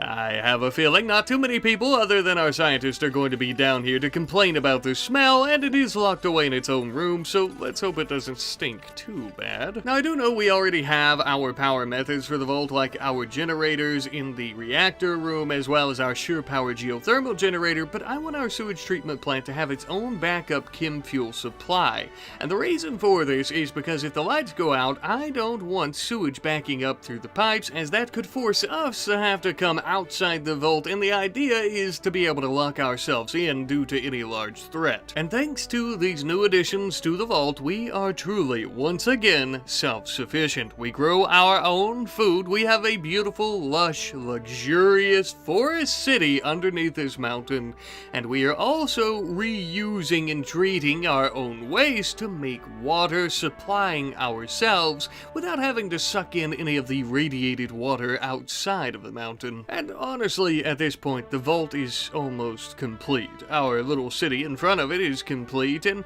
this series is almost complete as well. I think next episode might be our last, and this might be a bit of a strange time to tell you this, but I just wanted to make it known, that way it doesn't come as a surprise. I've been having a lot of fun in this series, and I tend to do extended universes that share these throughout these series, and I'll probably end up doing that here too, because it's just so much fun, and it seems like you guys really like it as well. So fear not, it'll be back. Now, why did I tell you all that? Well, it felt like a good, conclusive paragraph for me to yap about before I began telling you that we're going to start researching small nuclear bombs. The thing is, our Chinese ghoul friend here is pretty much a specialist in this type of department, in this type of research, and I don't expect it to take him very long at all to help us figure it out, and this might be the perfect weapon to help us take out the larger outpost, getting rid of raids in the area once and for all, for the most part. Uh-oh, speak of the devil. Looks like a couple of days later, our less than friendly cannibal neighbors have decided to bring the fight to us. Equipped with power armor, though it be makeshift raider power armor, wielding large missile launchers along with handheld mortars, and even some type of refurbished automaton based on their own designs, it would seem. Now, during this time as they were approaching, we actually put the finishing touches on small nuclear warheads, but the process of creating one will take far too long, and thus it'll be completely useless to us in this fight. Not to worry though, for our vault dwellers are locked and loaded, packing some serious heat, and more than ready to defend our home. As the raiders began approaching our city walls, we unleashed a barrage of hellfire the likes of the wasteland has never seen before. Lasers and bullets flying every which way. Our flame turrets from last episode were coming in mighty handy, city as well, lighting the cannibals on fire. We would quickly rush to our artillery cannons as well to provide some explosive cover fire. Even with this though, the onslaught of raiders was becoming a little bit too much for us to handle, and we would have to retreat from our city walls, taking cover within the city itself. But we would unleash our army of deathclaws upon these sons of bitches, ripping and tearing and shredding their flesh like buzzsaws. Great big mutilating organic machines taking out the raiders they were, even engulfing their large automaton, tearing off its welded plate armor and causing what remained of these cannibals to flee the area. And with their cowardice retreat, victory was finally ours. The vault and the city were completely safe, with some minimal damage, I should say, but we did have a few other repairs that would need to be completed, and that was about the worst of it, I suppose. Well, except we had ended up losing our Deathclaw Buttercup during the battle, and when we were trying to tend to them to get them inside, unfortunately our other Deathclaw Frank had also bled to death before we could tend to its wounds. Thank God the rest of our Deathclaw army is safe and sound, and we managed to get them all tended. The issue is we couldn't tend to ourselves fast enough while also tending to them, and thus some casualties were expected, I suppose, but very regretful nevertheless. We also had one of the Tier 2 androids that was fighting for the raiders lying out here, bleeding coolant all over the ground. We actually would come up and start tending to him, and we would capture him. Tier 2 androids can be reprogrammed, so there might be a possibility that we can save him and rehabilitate him just as we would anyone else. Though success rates of this are quite low, we have some of the best minds in the wasteland at our disposal, so it's worth a shot. Now with our main priorities like tending to the wounded and capturing those that we might find useful are completed, it's also time for us to add on to the vault once more with something that's been long overdue but not needed thus far, thankfully, until this point. I am, of course, talking about a crematorium. Now, it is normally the procedure of vault tech and vault dwellers to burn their dead, and these deathclaws of ours could be eaten or used in some other way, but they were like family to us, and so they deserved proper burials. Thank you to our friend, somebody that you used to know, 9046, for reminding me of the cremation process, by the way. By this point, Pan had finally returned home from her work mission with the NCR, which was great because we could use all the manpower we can get right now. Speaking of which, we had yet another person looking to pay us to become attendant inside the vault here, and they were of course paying us a pretty sum, so we accepted. You'll have to look over the mess, madam, as we've had a bit of an issue here recently. Not to worry though, as you can see on the inside, everything is safe and sound, and there's never been an intruder past that gear door, and there never will be. To celebrate the arrival of our new tenant, we would end up having a little bit of a soiree here in the cafeteria, which, in my opinion, probably needs to be expanded once more, just by about, I don't know, double or triple the size. We'll get around to it though. As for right now, we have more pressing matters like the fact that Celia has finally joined us. You remember her, she was one of the raiders, I believe, from last episode. I actually kind of forgot to start trying to recruit her and reduce her resistance and stuff, so that'd be why it took so long, but now she is wearing the proper Vault Tech blue and has even equipped quite a interesting looking rifle to help us defend the place. She is, however, currently missing her left arm and her right leg and has a terrible scratch scar on her right arm, so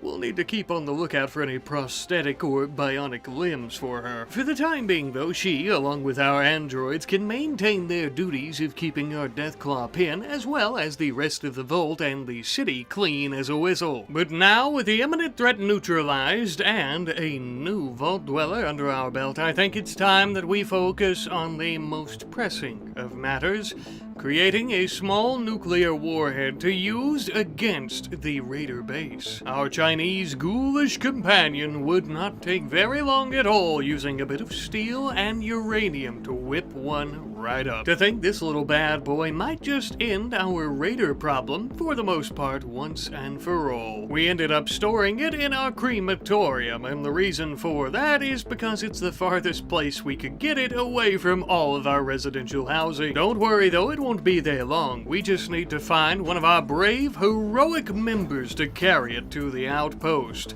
But first, I think this brave hero is going to need some proper power armor of their own. Not only proper power armor, but our very first set of T60 power armor, I might add, improving every single area of the T51 that we have previously been using exponentially. But who is going to wear this power armor? I'm glad you asked. Our sentient deathclaw, whose name actually seems to translate to death, according to our friend Ishitaki'd4381. Now, I do know that you say this is apparently the Japanese translation, but after using Google Translate, it looks like it's also Chinese, or just Chinese in general. I am proficient in neither language, unfortunately, and thus I'm just going to go by this. But death for his name is rather fitting given his current cargo. Speaking of which, we're also going to be letting him wear the XO2 power armor helmet. That way we can ensure he and our new precious nuclear warhead are all safe and sound. Huge shout out to our friend Rapipan Manak 6470 for this little suggestion. Now that our heroes are armed and ready, it's time for us to take care of this outpost once and for all. And so they would send out on their glorious mission in the name of our vault as well as the city of Sunny Sands, and under the overseer Boland and all his wisdom. Although it looks like it's going to take a while for them to arrive, so in the meantime, we're going to go ahead and work on that expansion to our cafeteria dining room that we were discussing earlier, as well as an extension of our reactor room. Even though the vault is pretty decent size with plenty of power, we never know what expansions we might want to continue making, or what we might want to add, of course, so it's always best to have as much power as possible. And I definitely think that this is much better. Not only do we have a lot of excess power for any further expansions in technology and the size of the vault, but we also have an expansion to the cafeteria for our population. And by the time this was finally completed, our heroes had finally made their journey to this raider outpost. These sick cannibal bastards are about to feel the power of nuclear fusion. Checking out the place a little bit, and I think I have spotted their leader. No doubt if we can get rid of this one, morale will fall and the others will flee. Not that it's going to matter all that much. We don't exactly plan on getting our hands dirty, but we've never dealt with a nuclear warhead before. We could launch this and nothing end up happening, or we could launch it and we all die. Let's find out.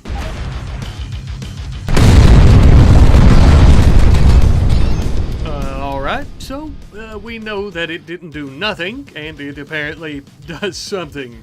That was pretty incredible. It appears they were smart enough to build most of their base under the mountain though, so we do have a little bit of cleanup to do. Even their leader would come out and to face the fury of our lasers and was quickly put down, just as all his other colleagues that were coming out as well. Some attempting to flee. We didn't really care, as there wasn't much for them to rebuild or for them to try to regroup or anything like that, and this place was basically completely destroyed, annihilated, whatever you want to call it. They are not coming back here. How do I know that for sure? Well, the nuclear ash and fallout that began falling from the sky and landing on our armor tells me that no living creature will be settling here for quite some time, or the surrounding area, except for maybe deathclaws and rad scorpions. Speaking of which, we should probably try getting out of here soon. Our armor, of course, has filters in place for this type of thing, but I'm not sure how long they're going to stay clean. We'll need to take back some stuff to show the overseer that our mission was indeed complete. I'm sure he'll believe us, but I also think he might like that power armor frame, helmet, and that nice assault rifle. After a couple of days of traveling back south, we would finally arrive at Sunny Sands and enter the vault once more, dropping off all of our provisions as well as some of the acquired weapons and armor as we discussed. So this power power armor frame and helmet is currently tainted, I think we should be able to get it clean, and clean enough for some of our folks to wear. It's definitely going to save us a lot of time and effort in trying to get somebody into some power armor as well. But there is one thing for sure, though this victory was glamorous and glorious, wherever there are nuclear weapons, the US government, or its remnants, are sure to be involved. I would say our little detonation has set off the sensors of the Enclave. It's only a matter of time now. Well, welcome back, my vibrant vault dwellers, to the Vault City and the city of Sunny Sands just outside our gigantic gear door. As some of you may remember, at the end of last episode, we acquired some T-45 power armor, but there was just one teeny tiny issue. We had slaughtered somebody on the inside of it, and it has a lot of corpse bile and dried blood, and nobody really wants to wear it because of that. So we need to acquire a way to go about cleaning it today, first and foremost. And that is why today's episode shall begin with the research of washing machines. Of course, though, as we're figuring out how this technology works and how we can utilize it, we're also going to need a proper place, a laundromat of sorts, for our washing machines. Now, this might seem like a strange project to tackle right from the get-go of the beginning of the episode, but we get a lot of tainted armor and clothing, that otherwise could be sold if it were cleaned, so this is actually a pretty major project to us, and thus why we're putting such a heavy focus on it. As we were mining out our laundromat, though, we ended up discovering some type of large natural ravine here in the mountain, an underground cavern or something to that nature. I think I might just have a plan for this new area, but that'll be in the very near future. But as for right now, it would appear that we have a group of visitors from the NCR, many of which appear to also be related to some of our vault dwellers and also some of our paying vault tenants. I find it very, very interesting to see how our two societies and factions have become one and how we're so intertwined and mingling together. We've basically become a society that is so dependent on the NCR, I don't know how we would live without them. We would hide away inside our vault. That's how. But you know what I mean. While we were entertaining our guest, we also finished up our extensive research into washing machines, and we can finally go about creating that laundromat that we were talking about to go about cleaning all the tainted clothing and armor that we so choose to our heart's desire. We threw some foliage in, and we just wanted to make the place quite nice. Most of our vault dwellers have never even heard of a washing machine, let alone used one, so we wanted the experience to be calming and tranquil, of course. And we can finally go about cleaning up that power armor. I suppose we'll need to set the settings to, clunky items? I don't know, but they're clean now. Now, with these items clean, the only thing left to do is to go about training Shorty, yes, Shorty, how to use power armor. Shorty's been with us for a very long time, so I couldn't think of anyone better, and he has served the Vault and the Overseer quite well as a security officer. And it is because of that training and years of experience that I feel he is the perfect one to add to our little battle brigade adventure squad here of power armor wielding badasses. Sometime later, and we had also finally managed to recruit and reprogram the Tier 2 android that had come to try to slaughter us along with its raider overseers. You probably don't remember him, but he's our friend now, no worries. And as such, of course, we would allow him to equip many a weapon. I initially thought about giving him some pretty major upgrades if possible and all sorts of laser weapons to basically turn him into an Assaultron, but I worry he might be a little too simple-minded for that, so I suppose we'll just see where the future takes us. But speaking on that, I would like to go about upgrading many of our current androids as well as our future androids, and the only way way to go about doing that is with the proper research. So we're going to start going down this research tree to go about doing that. And since we have so many mechanical friendos joining us lately, we're also going to build a proper Android recharging station. It costs less resources and many of them can charge at it at one time. Much more efficient than pods in terms of its capacity. And now, returning to our new little underground cave that we have discovered, I think we're going to start some type of secret project up in here. Something for defensive purposes, I think we could say. But of course, that is top secret and we'll return to it momentarily. As for now, we had an ex-prisoner join, and this was not an ex-prisoner of ourselves nor the NCR, but apparently an ex-prisoner from the raider gang that we had recently fought, and also nuked. A handsome young lady by the name of Jem. Apparently, she was held hostage by these raiders, and after we nuked their command at that last outpost, they've fallen apart and she managed to escape. Or so she says. You know, Jem here looks mighty familiar. I just can't place my finger on it. I swear I think I've seen her before, for sure. Well, the Overseer might not recognize her, but maybe some of you viewers do. Perhaps she's from the 100 Days series that was a little too short in my opinion. And it's good to see her back again. Apparently she was able to find us here by tracking the signal of our Tier 2 android, who she claims is actually her Tier 2 android, and the two of them are partners. He apparently somewhat seems to remember her, even though we reprogrammed him, so I suppose we'll believe her and allow her to join us. For now. You see, she also seems to have information on an Enclave base just a few clicks to the southwest of here, which could be a promising find for great weapons and technology, and perhaps clearing out a raid before it even begins. So a few days later, after getting to know Jem a bit better, she would lead our adventurers to this Enclave secret base.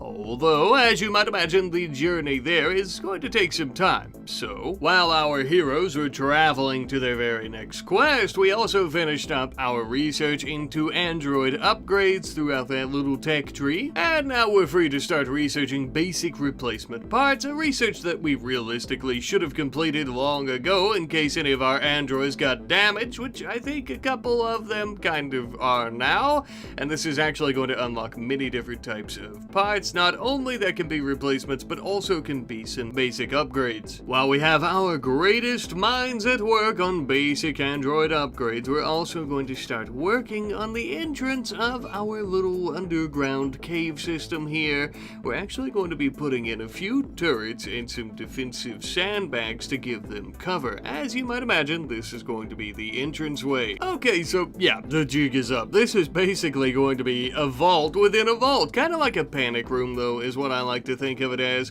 We have so many tenants who are paying us, and they can't actually fight. Well, they can if they have to, but we prefer for them not to have to, so we're basically building a panic room to keep them all safe, and maybe a few of our other vault dwellers if things get really bad, assuming somehow, way, shape, or form that our gear door is breached or our walls are breached.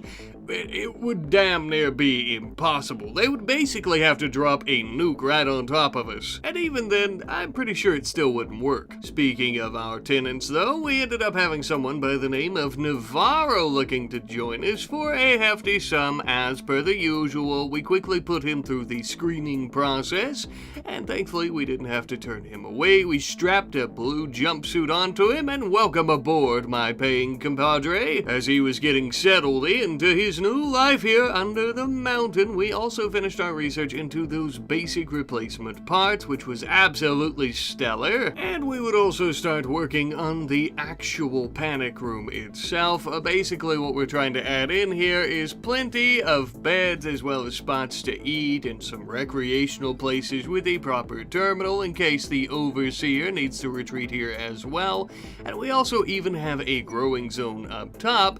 But looks like we'll be taking a look at that in a moment, as our adventuring caravan has finally arrived at the Enclave base. It would seem that they've created a base here and some ancient pre-war ruins, some type of large factory of sorts. How fitting of them. We were on the outskirts of these lands, hiding behind some small hills and valleys.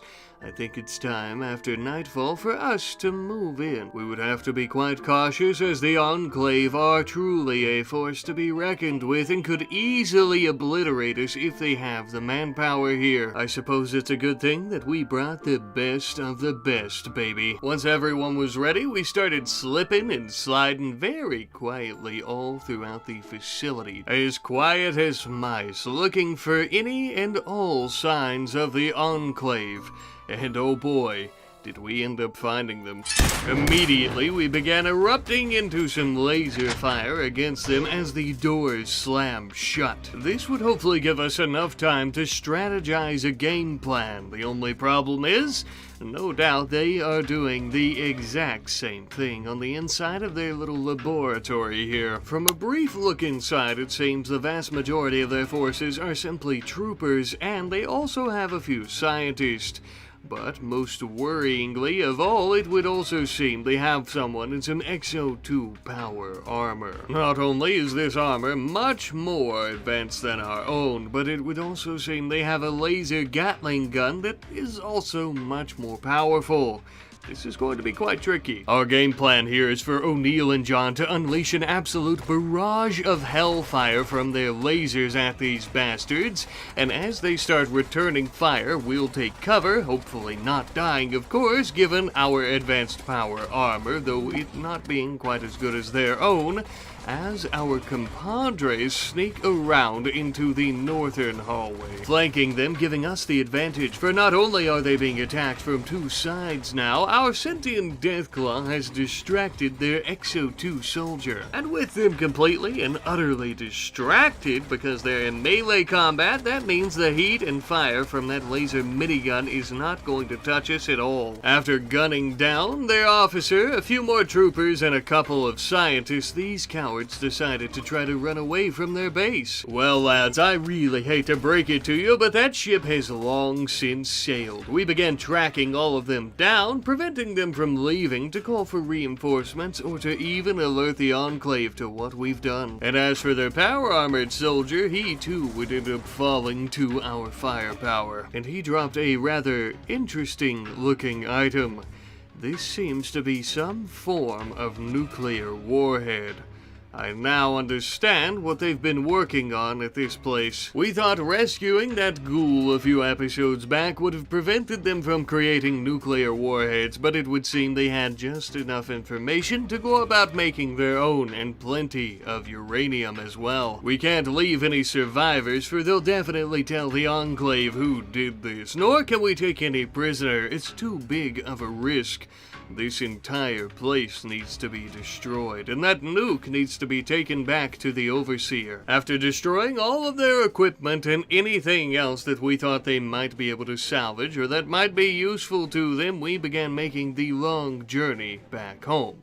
Obviously, we're not going to sit here and watch them walk all the way back home, so allow me to show you what everyone's been working on while we were out adventuring. Our little panic room is fully completed, as you can see. We even have it with its own power source being a large industrial chem fuel generator. That way, if the rest of the vault loses its reactors and thus its power, this little panic room will still have electricity.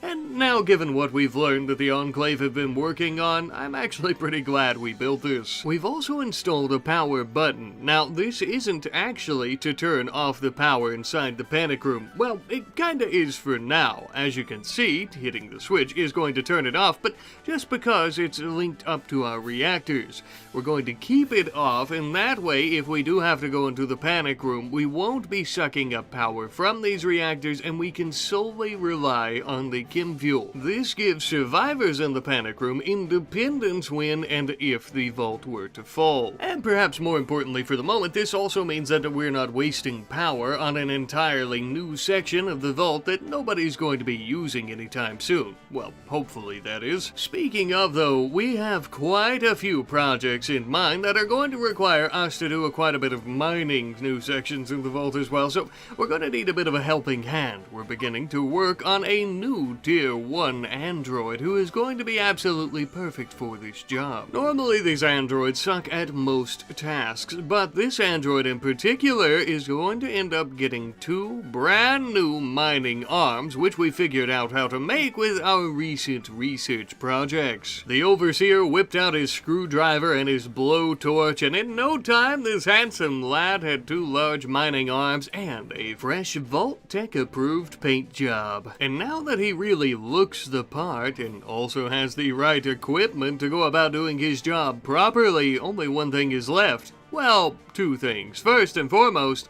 this little fella is going to need a proper name. If you fine folks in the comment section would like to provide him with one, I'd really appreciate it. Secondly, though, we need to start mining out a great big section of under the mountain here, right next to our residential areas, as well as our bar that we've recently built for all of our tenants, as well as our vault dwellers to enjoy freely. We are going to be giving out many free amenities, and this is actually going to be an area for another one of them. But as we were quite literally moving mountains, our caravan of our adventurers had finally returned home, many of them needing to rest as their journey made them very, very weary. But thankfully they had returned in one piece, and they had also turned over the dirty nuclear warhead that they found to the Overseer for safe storage. After this though, we had finally cleared out this area, and we had put in some flooring as well as some walls to make sure that the mountain didn't start to crumble over top of our heads and crush us. And yeah, a bit of a jump cut here to show you what was built, because this is all coming from the props mod. Of course, we can't actually show the construction of it because it just gets plopped down and we pay for it essentially, not to break the 4th wall or anything, but this is actually going to be our indoor forest, something of a nature park, right, with plenty of vegetation, flowers, and even some waterfalls now that we have our Dubs bad hygiene and all of our water wells pumping water throughout the vault, and it's just, it's absolutely splendid, wonderful, and absolutely gorgeous, and I really think not only will all of our tenants love being in here from the beauty and the serenity, but so will everyone else who lives in the vault. How I wish this idea were my own, but it is from our good friend Eric Foltz in 1979, who suggested this and also states that it's called an arboretum. I probably mispronounced that, but basically a garden under the mountain within our vault city, and I love this idea, and I want to thank you ever so much for suggesting it. I think it's absolutely splendid, truly an amazing addition, and it really shows the vibrance and the life that is under the mountain compared to the disgusting dead wasteland. Now, I'm not going to move my research up there just yet, as I think just having it in general would be great for research. We could study the plant life and what have you. Will we be able to make some breakthroughs and terraform the wasteland? I don't know for sure, as there are many obstacles, the Enclave probably being the biggest one right now that's not even technological, but we'll have to see, I suppose. In the meantime, we are currently working on some more residential areas here inside the vault, just underneath our new forest area. I actually made these rooms have some double beds, not only because, well, they're a little bit larger to fit the space a bit better, but also we often are getting people who are falling in and out of love for whatever reasons, and so, you know, I need some proper bedding and housing for those fine folks as well. Basically just a honeymoon suite until one of them inevitably cheats on the other for whatever reason. I suppose it's a part of Vault Dweller culture at this point. Last episode, I had mentioned that the series is most likely going to be coming to a close pretty soon, and a lot of that is also having to do with the fact that we have a new DLC coming up in about 2 weeks, as well as the fact that 1.6 is coming out in a few weeks, and a lot of the mods that I'm currently using are still from 1.3, I know that there are some pretty big updates coming out with the Fallout collaboration project, and I would like to use those continuing forward in this Fallout RimWorld universe with many of the characters that we know and love already, as well as Jem, who we've brought back from the previous one earlier, who just happened to show up, it would seem. All this to say, I think that next episode is most likely going to be our last. I always just want to kind of announce this. I hate for it to kind of surprise people. So just so you're aware, next episode is most likely going to be the season finale. And also with that being said, I'm very proud of what we've built here, what we've accomplished, and basically these two cities that we've created. But you know what? I think they're missing something. We need some proper representation, damn it, of Vault Tech. The new Vault Tech that we are building here as the Free Mountain Dwellers. We want people to see these banners that we're creating all throughout the places here in the Vault and even outside of the Vault as well, in our bars and whatnot. And we want them to feel immense pride and safety. We shall give new meaning to the Vault Tech name, and we shall repair and refurbish their legacy, and it shall become our own. We want all who visit our thriving city for one reason or another, whether it be to purchase some addictol, smoke leaf, some clothing from our general store, maybe stop in at the bar, have a few brewskis and Nuka-Cola, whether they be traders, visitors, renters, whatever. We want them to know who we are and what we stand for and what we've built. A thriving city, and more so a government that can exert mighty power at a whim. But speaking on people coming to the city again, it would seem that we have someone by the name of Levin looking to pay a handsome sum, as you well know, to join us here. A brief screening and a little bit of money up front, and Levin was now a vault tenant. Welcome aboard, you hairy little fellow. While we're showing our new vault dweller to his quarters, we would also send out a trade mission to the nearby NCR city. The reason being, we have a very particular item in mind. You see, we're looking to purchase yet another bionic arm for one of our vault dwellers, and in this case, it seems not to even be a field arm, but a different type of arm that was produced for other types of automatons in the pre-war, yada yada, semantics. After we returned home, we were about to install this arm on Pan, who had lost her left arm so many episodes ago. I would say that she is long overdue for a proper replacement. Now, if she would have continued being with the Overseer Boland, would she have gotten this arm a little bit faster? Yeah, probably, but since she broke his heart, we kinda forgot about her. Regardless though, thankfully, the surgery went A-OK, and once the anesthetic finally wore off and she was up and moving around again, she was looking much better and feeling much better. Quite literally, as she could actually feel something in her left arm for once. These bionics are quite advanced, it would seem. To celebrate, Boland would take her out drinking to the bar. Now, obviously, the two of them are no longer lovers, but I suppose this might be their way of reconciling and making up for what happened in their relationship previously, and also, of course, the fact that the Overseer didn't get her a proper arm replacement for ever so long. Sorry about that. Wow, a thriving forest park under a mountain, washing machines, a panic room, taking out an Enclave laboratory and stopping them from using a nuclear warhead, and even kind of patching up our relationship a little bit. Nothing could go wrong, it feels. Oh, well, there is that, I suppose. It would seem that the Enclave have arrived for their vengeance, with many a soldier wearing this advanced power armor. No doubt they've also heard about our nuclear capabilities after we brought the sun to that pack of raiders last episode. It would seem they've come prepared. Perhaps even worse, it seems that they plan on sieging us and keeping their distance from the vault, giving us a bit of a disadvantage. And even worse than that, I think that there is a large nuclear warhead. Time to get serious. See you later. Hello, my beautiful vault-dwelling companions, and welcome back to the final episode of our very first Fallout RimWorld series. Now, I would be more than tickled to sit here and to chit-chat with you for a hot moment, as we usually do, but as you might remember, we're currently under siege from the Enclave themselves, so a little bit more of a pressing issue at the moment. Unfortunately, it would seem that they've almost completed their artillery and mortars. Even more unfortunate is the fact that they've brought a large nuclear warhead to almost definitely send flying at the mountain that we're all currently living under. But the safety of our people and our clientele is of the utmost top priority, so we sent all of our tenants as well as anyone else who wouldn't be able to fight in what is sure to be the most epic battle against the Enclave into our panic room. Even if we were to fall here today, they would be able to survive in this room for quite some time, and it would appear that they're already making themselves comfortable, basically completely oblivious to what awaits outside. As they were ducking for cover, we were all rushing towards the Enclave. It was now or never.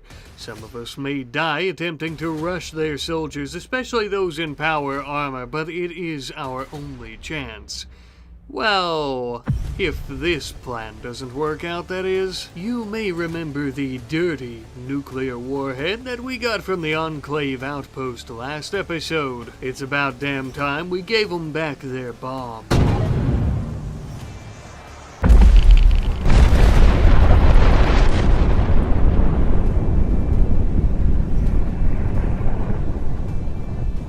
With an earth-shattering explosion over in a second, we destroyed the Enclave onslaught before it even began, destroying our own nuclear bomb as well as theirs, just as we had hoped, and saving many lives in the process. Not only our vault dwellers who were not about to be involved directly in the fight, but also our soldiers who almost definitely would have perished. Many of them would have perished against the Exo-2 armor and large laser miniguns of our enemies. Not to spoil our victory in this happy moment, but as we well know, the Enclave are not the type to take these types of things lying down. We destroyed a nuclear bomb of theirs and killed even more of their soldiers and members.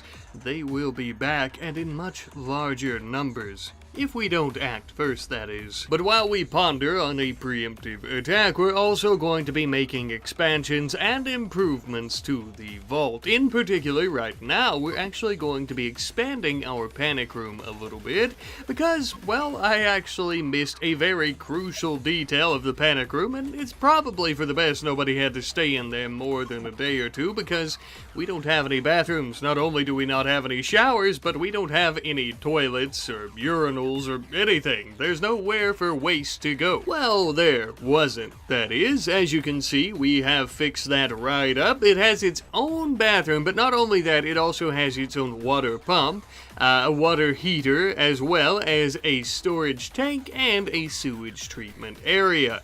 The panic room is quite literally its own little vault within the vault now. You know what though, if worst had come to worst, perhaps they could have used their waste as fertilizer for the crops that they had started growing. Well, either way, I just want to give a massive shout out to our friend William Edge 5130, as well as many more of you who also pointed this out, that we needed to put in some bathrooms and whatnot. So thank you all for reminding me of this and for correcting me here. Now that that's out of the way, let's talk nukes. Not the dirty kind, but the large kind. If we're going to do a preemptive strike on the Enclave, we're gonna need to pack some massive firepower, and currently our small nukes just aren't going to cut it, so we are going to be moving up the food chain and or research tree. But we don't plan on stopping there. More on that in a little bit. As for right now, as everyone is working diligently on these new research projects, we are all also going to be sending out a trade caravan to do a bit of trading with the new California Republic, as we like to do on a regular basis, not only to make ourselves some money, but to also see if they have any useful items that we may need, of course, and also for supplies and different things of that sort, as you might imagine. In the meantime, as our trade caravan is traveling, we are also going to be working on yet another expansion in the vault, this time just a little bit to the west of our research facility.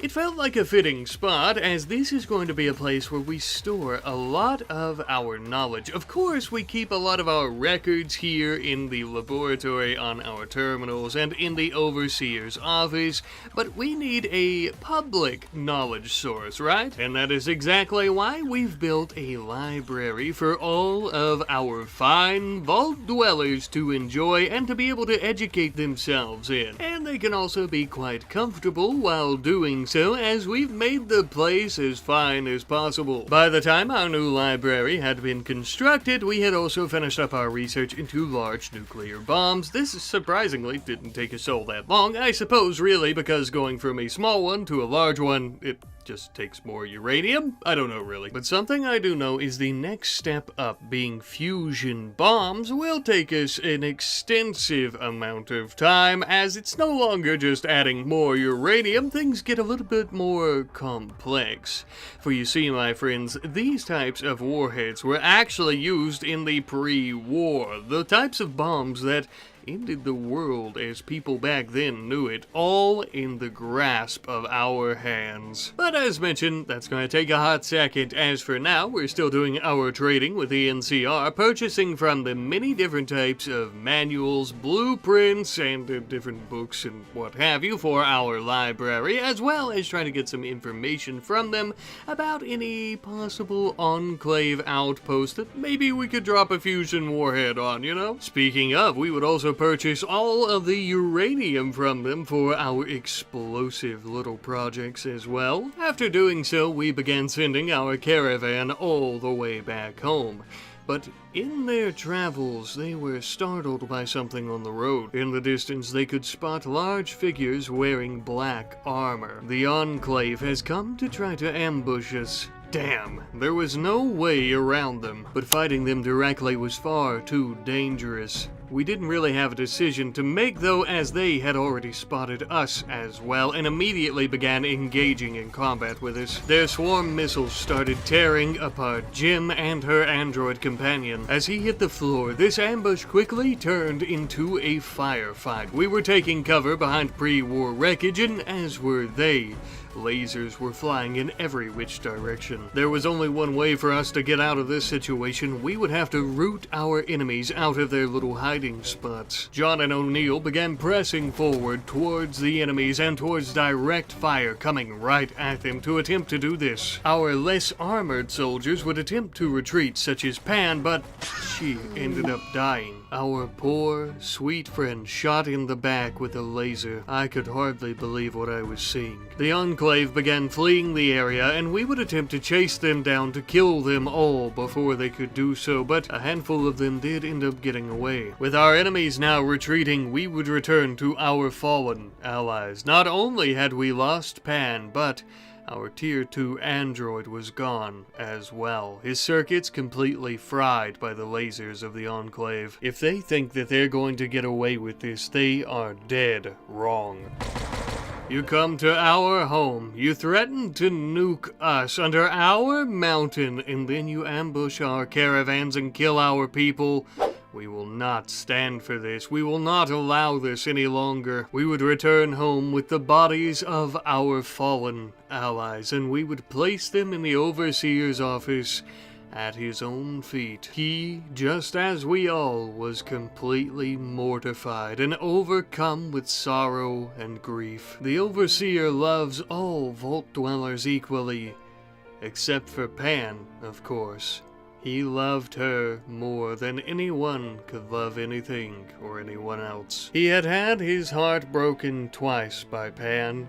First, when she left him, and second, when she went and got herself killed and he had to be the one to cremate her corpse. I guess this is goodbye, my love. Not only would Pan live on forevermore throughout our memories, though, she will also be living throughout our halls, as we had commissioned Jim to go about building a statue dedicated to her honor. We would place this beautiful limestone structure in the middle of our hallways for all to see, visitors and vault dwellers alike. We were extremely proud of Pan and the glorious sacrifice that she made for all of us. She was a fighter, and she died doing what she was good at. The statue appeared to have an artwork of Pan poised over a chess table with an oasis in the background, perhaps suggesting her strategic nature and her intelligence. But it also seems to contrast pain with growth, the pain of losing Pan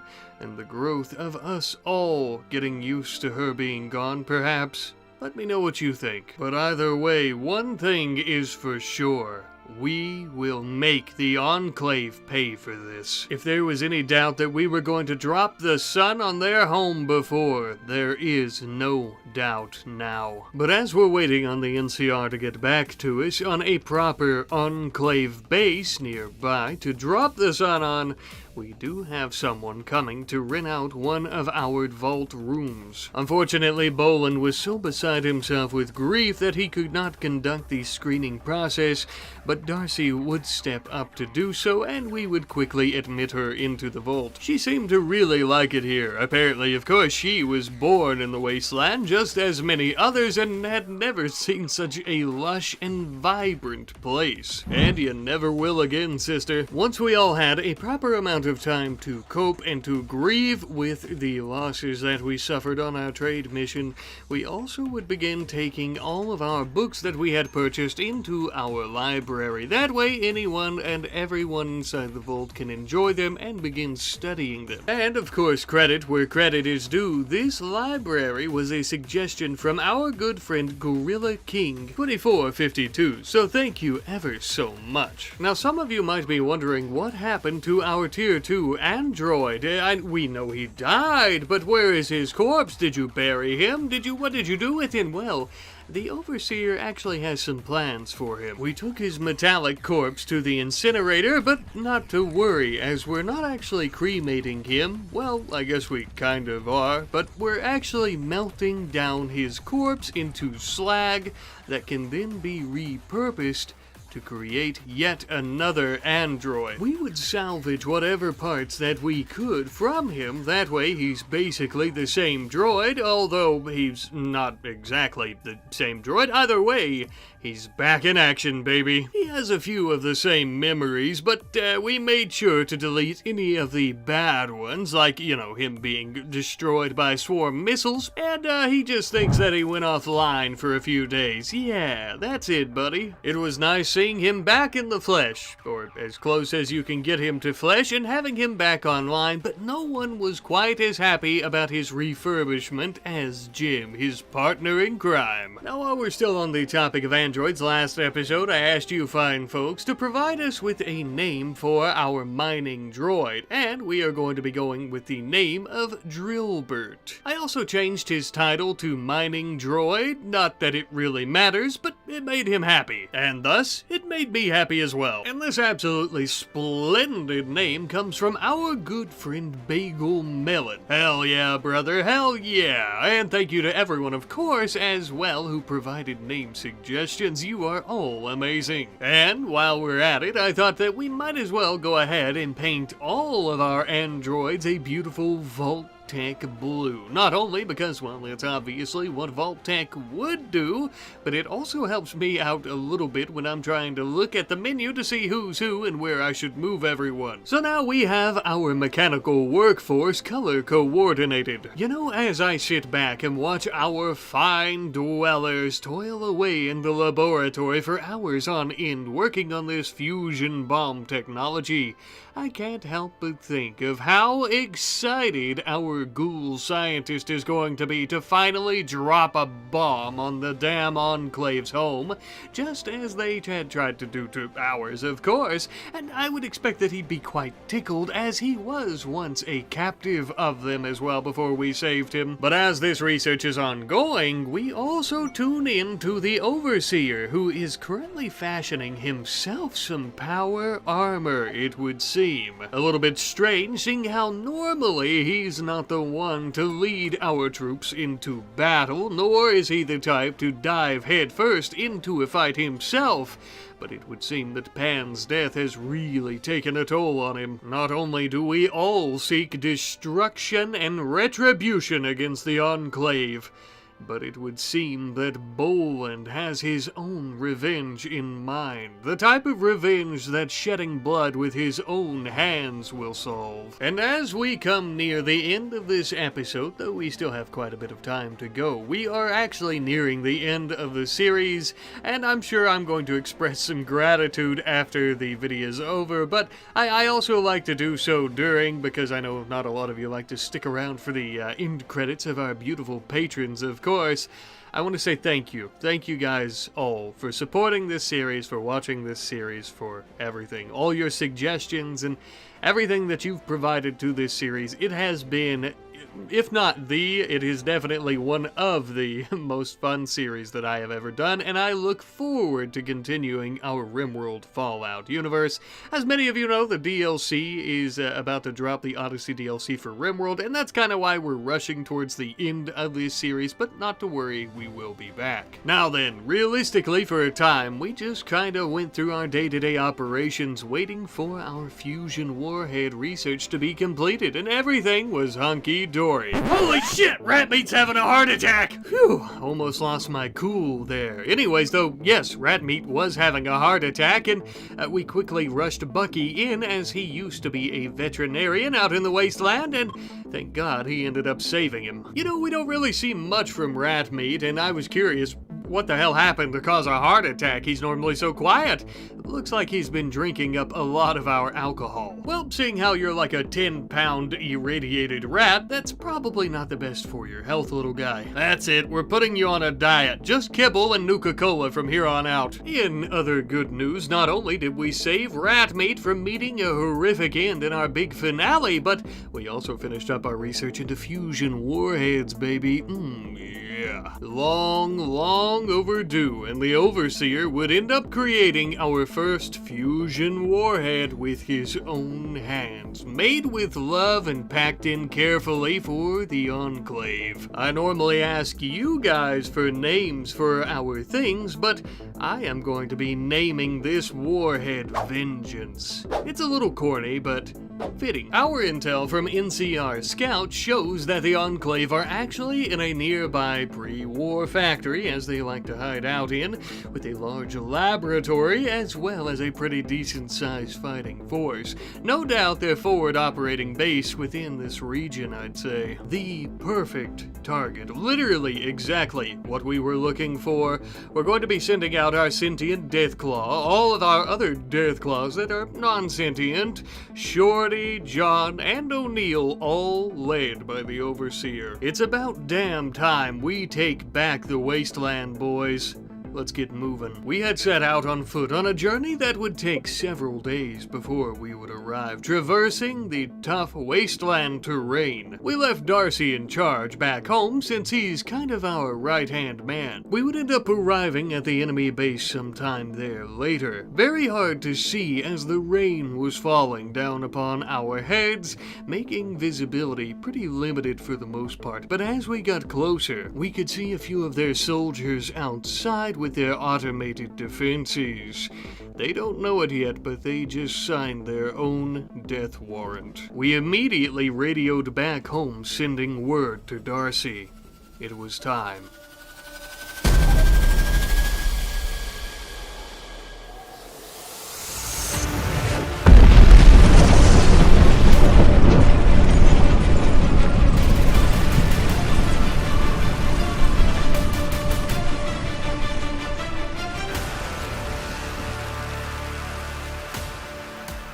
Well, I'd say that did the trick. wouldn't you? Our enemies turned to ash and soot and buried under rubble where they belong. Funny enough, it looks like the Enclave had a panic room and or bunker of their own, as there were a handful of them who had survived. Though they're moving quite slowly, either jarred from the earthquake it caused, or possibly some heavy radiation poisoning. Either way, there was no escaping the hell that we were unleashing upon them. We released our fury of laser fire and bullets on them, as well as our fury of deathclaws, who quickly ripped and tore them to shreds. Ah, you must be the officer, the leader of this sorry operation. My name's Boland. Our work here is done. The Enclave in this region have been defeated, but only for now.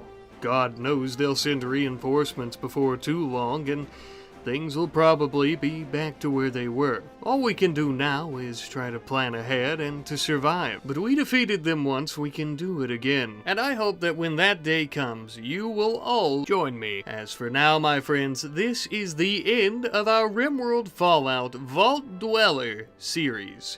Thank you all for watching. Truly and honestly, this, as I mentioned earlier, has been the, if not one of the most fun series I've ever done. I always say that with a new series that is just really kick-ass and a lot of fun, so I don't know, I guess each new one I do like that is fun, which is good for me because it means things never get stale or boring. We really did achieve a lot throughout this series. We built Sunny Sands, our beautiful wasteland city outside of the vault, operating completely on its own separate from the vault, making us a good bit of money all throughout the series, and also taking care of many of the fine folks who call the wasteland home. And of course, we've also finished our vault, which I never actually gave a number to, but throughout the thumbnails, I gave it the number 58, so I suppose we'll just be sticking with that. Not really a significant number to me, though it does have some meaning, of course. Anywho, though, I want to talk about some plans for upcoming series. Of course, I want to continue with our RimWorld Fallout universe. I've been doing a lot of these universes and just kind of shared stories, and I really am having a lot of fun. I don't want to bite off more than I can chew, because I know, trying to do them all at once, could be pretty difficult.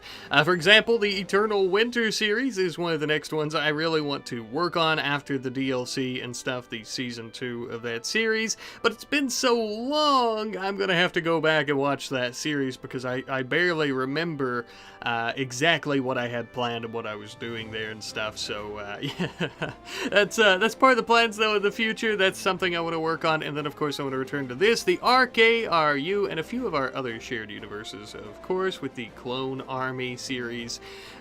We have hours upon hours of content in all of those series. If any of you are new here and you haven't seen those, or if you might be interested in those, if you want to check those out, there's playlists on the channel with the RKRU, the Clone Army. You'll see them all in there if you're interested. But finally, guys, thank you again, of course, for watching and supporting this series, and for all of your suggestions, and for all of just your recommendations and your input and things like that. I know I always say it, and it's corny as shit every time I say it, but you guys really do make these series so fun. You make them not only mine, but you make them our series, and I absolutely love it, and I absolutely love you guys for doing that and for helping me out always and for supporting me. You guys are amazing, and I just want to say thank you. Thank you guys ever so much. But I love you, and I hope to see you next time. Goodbye.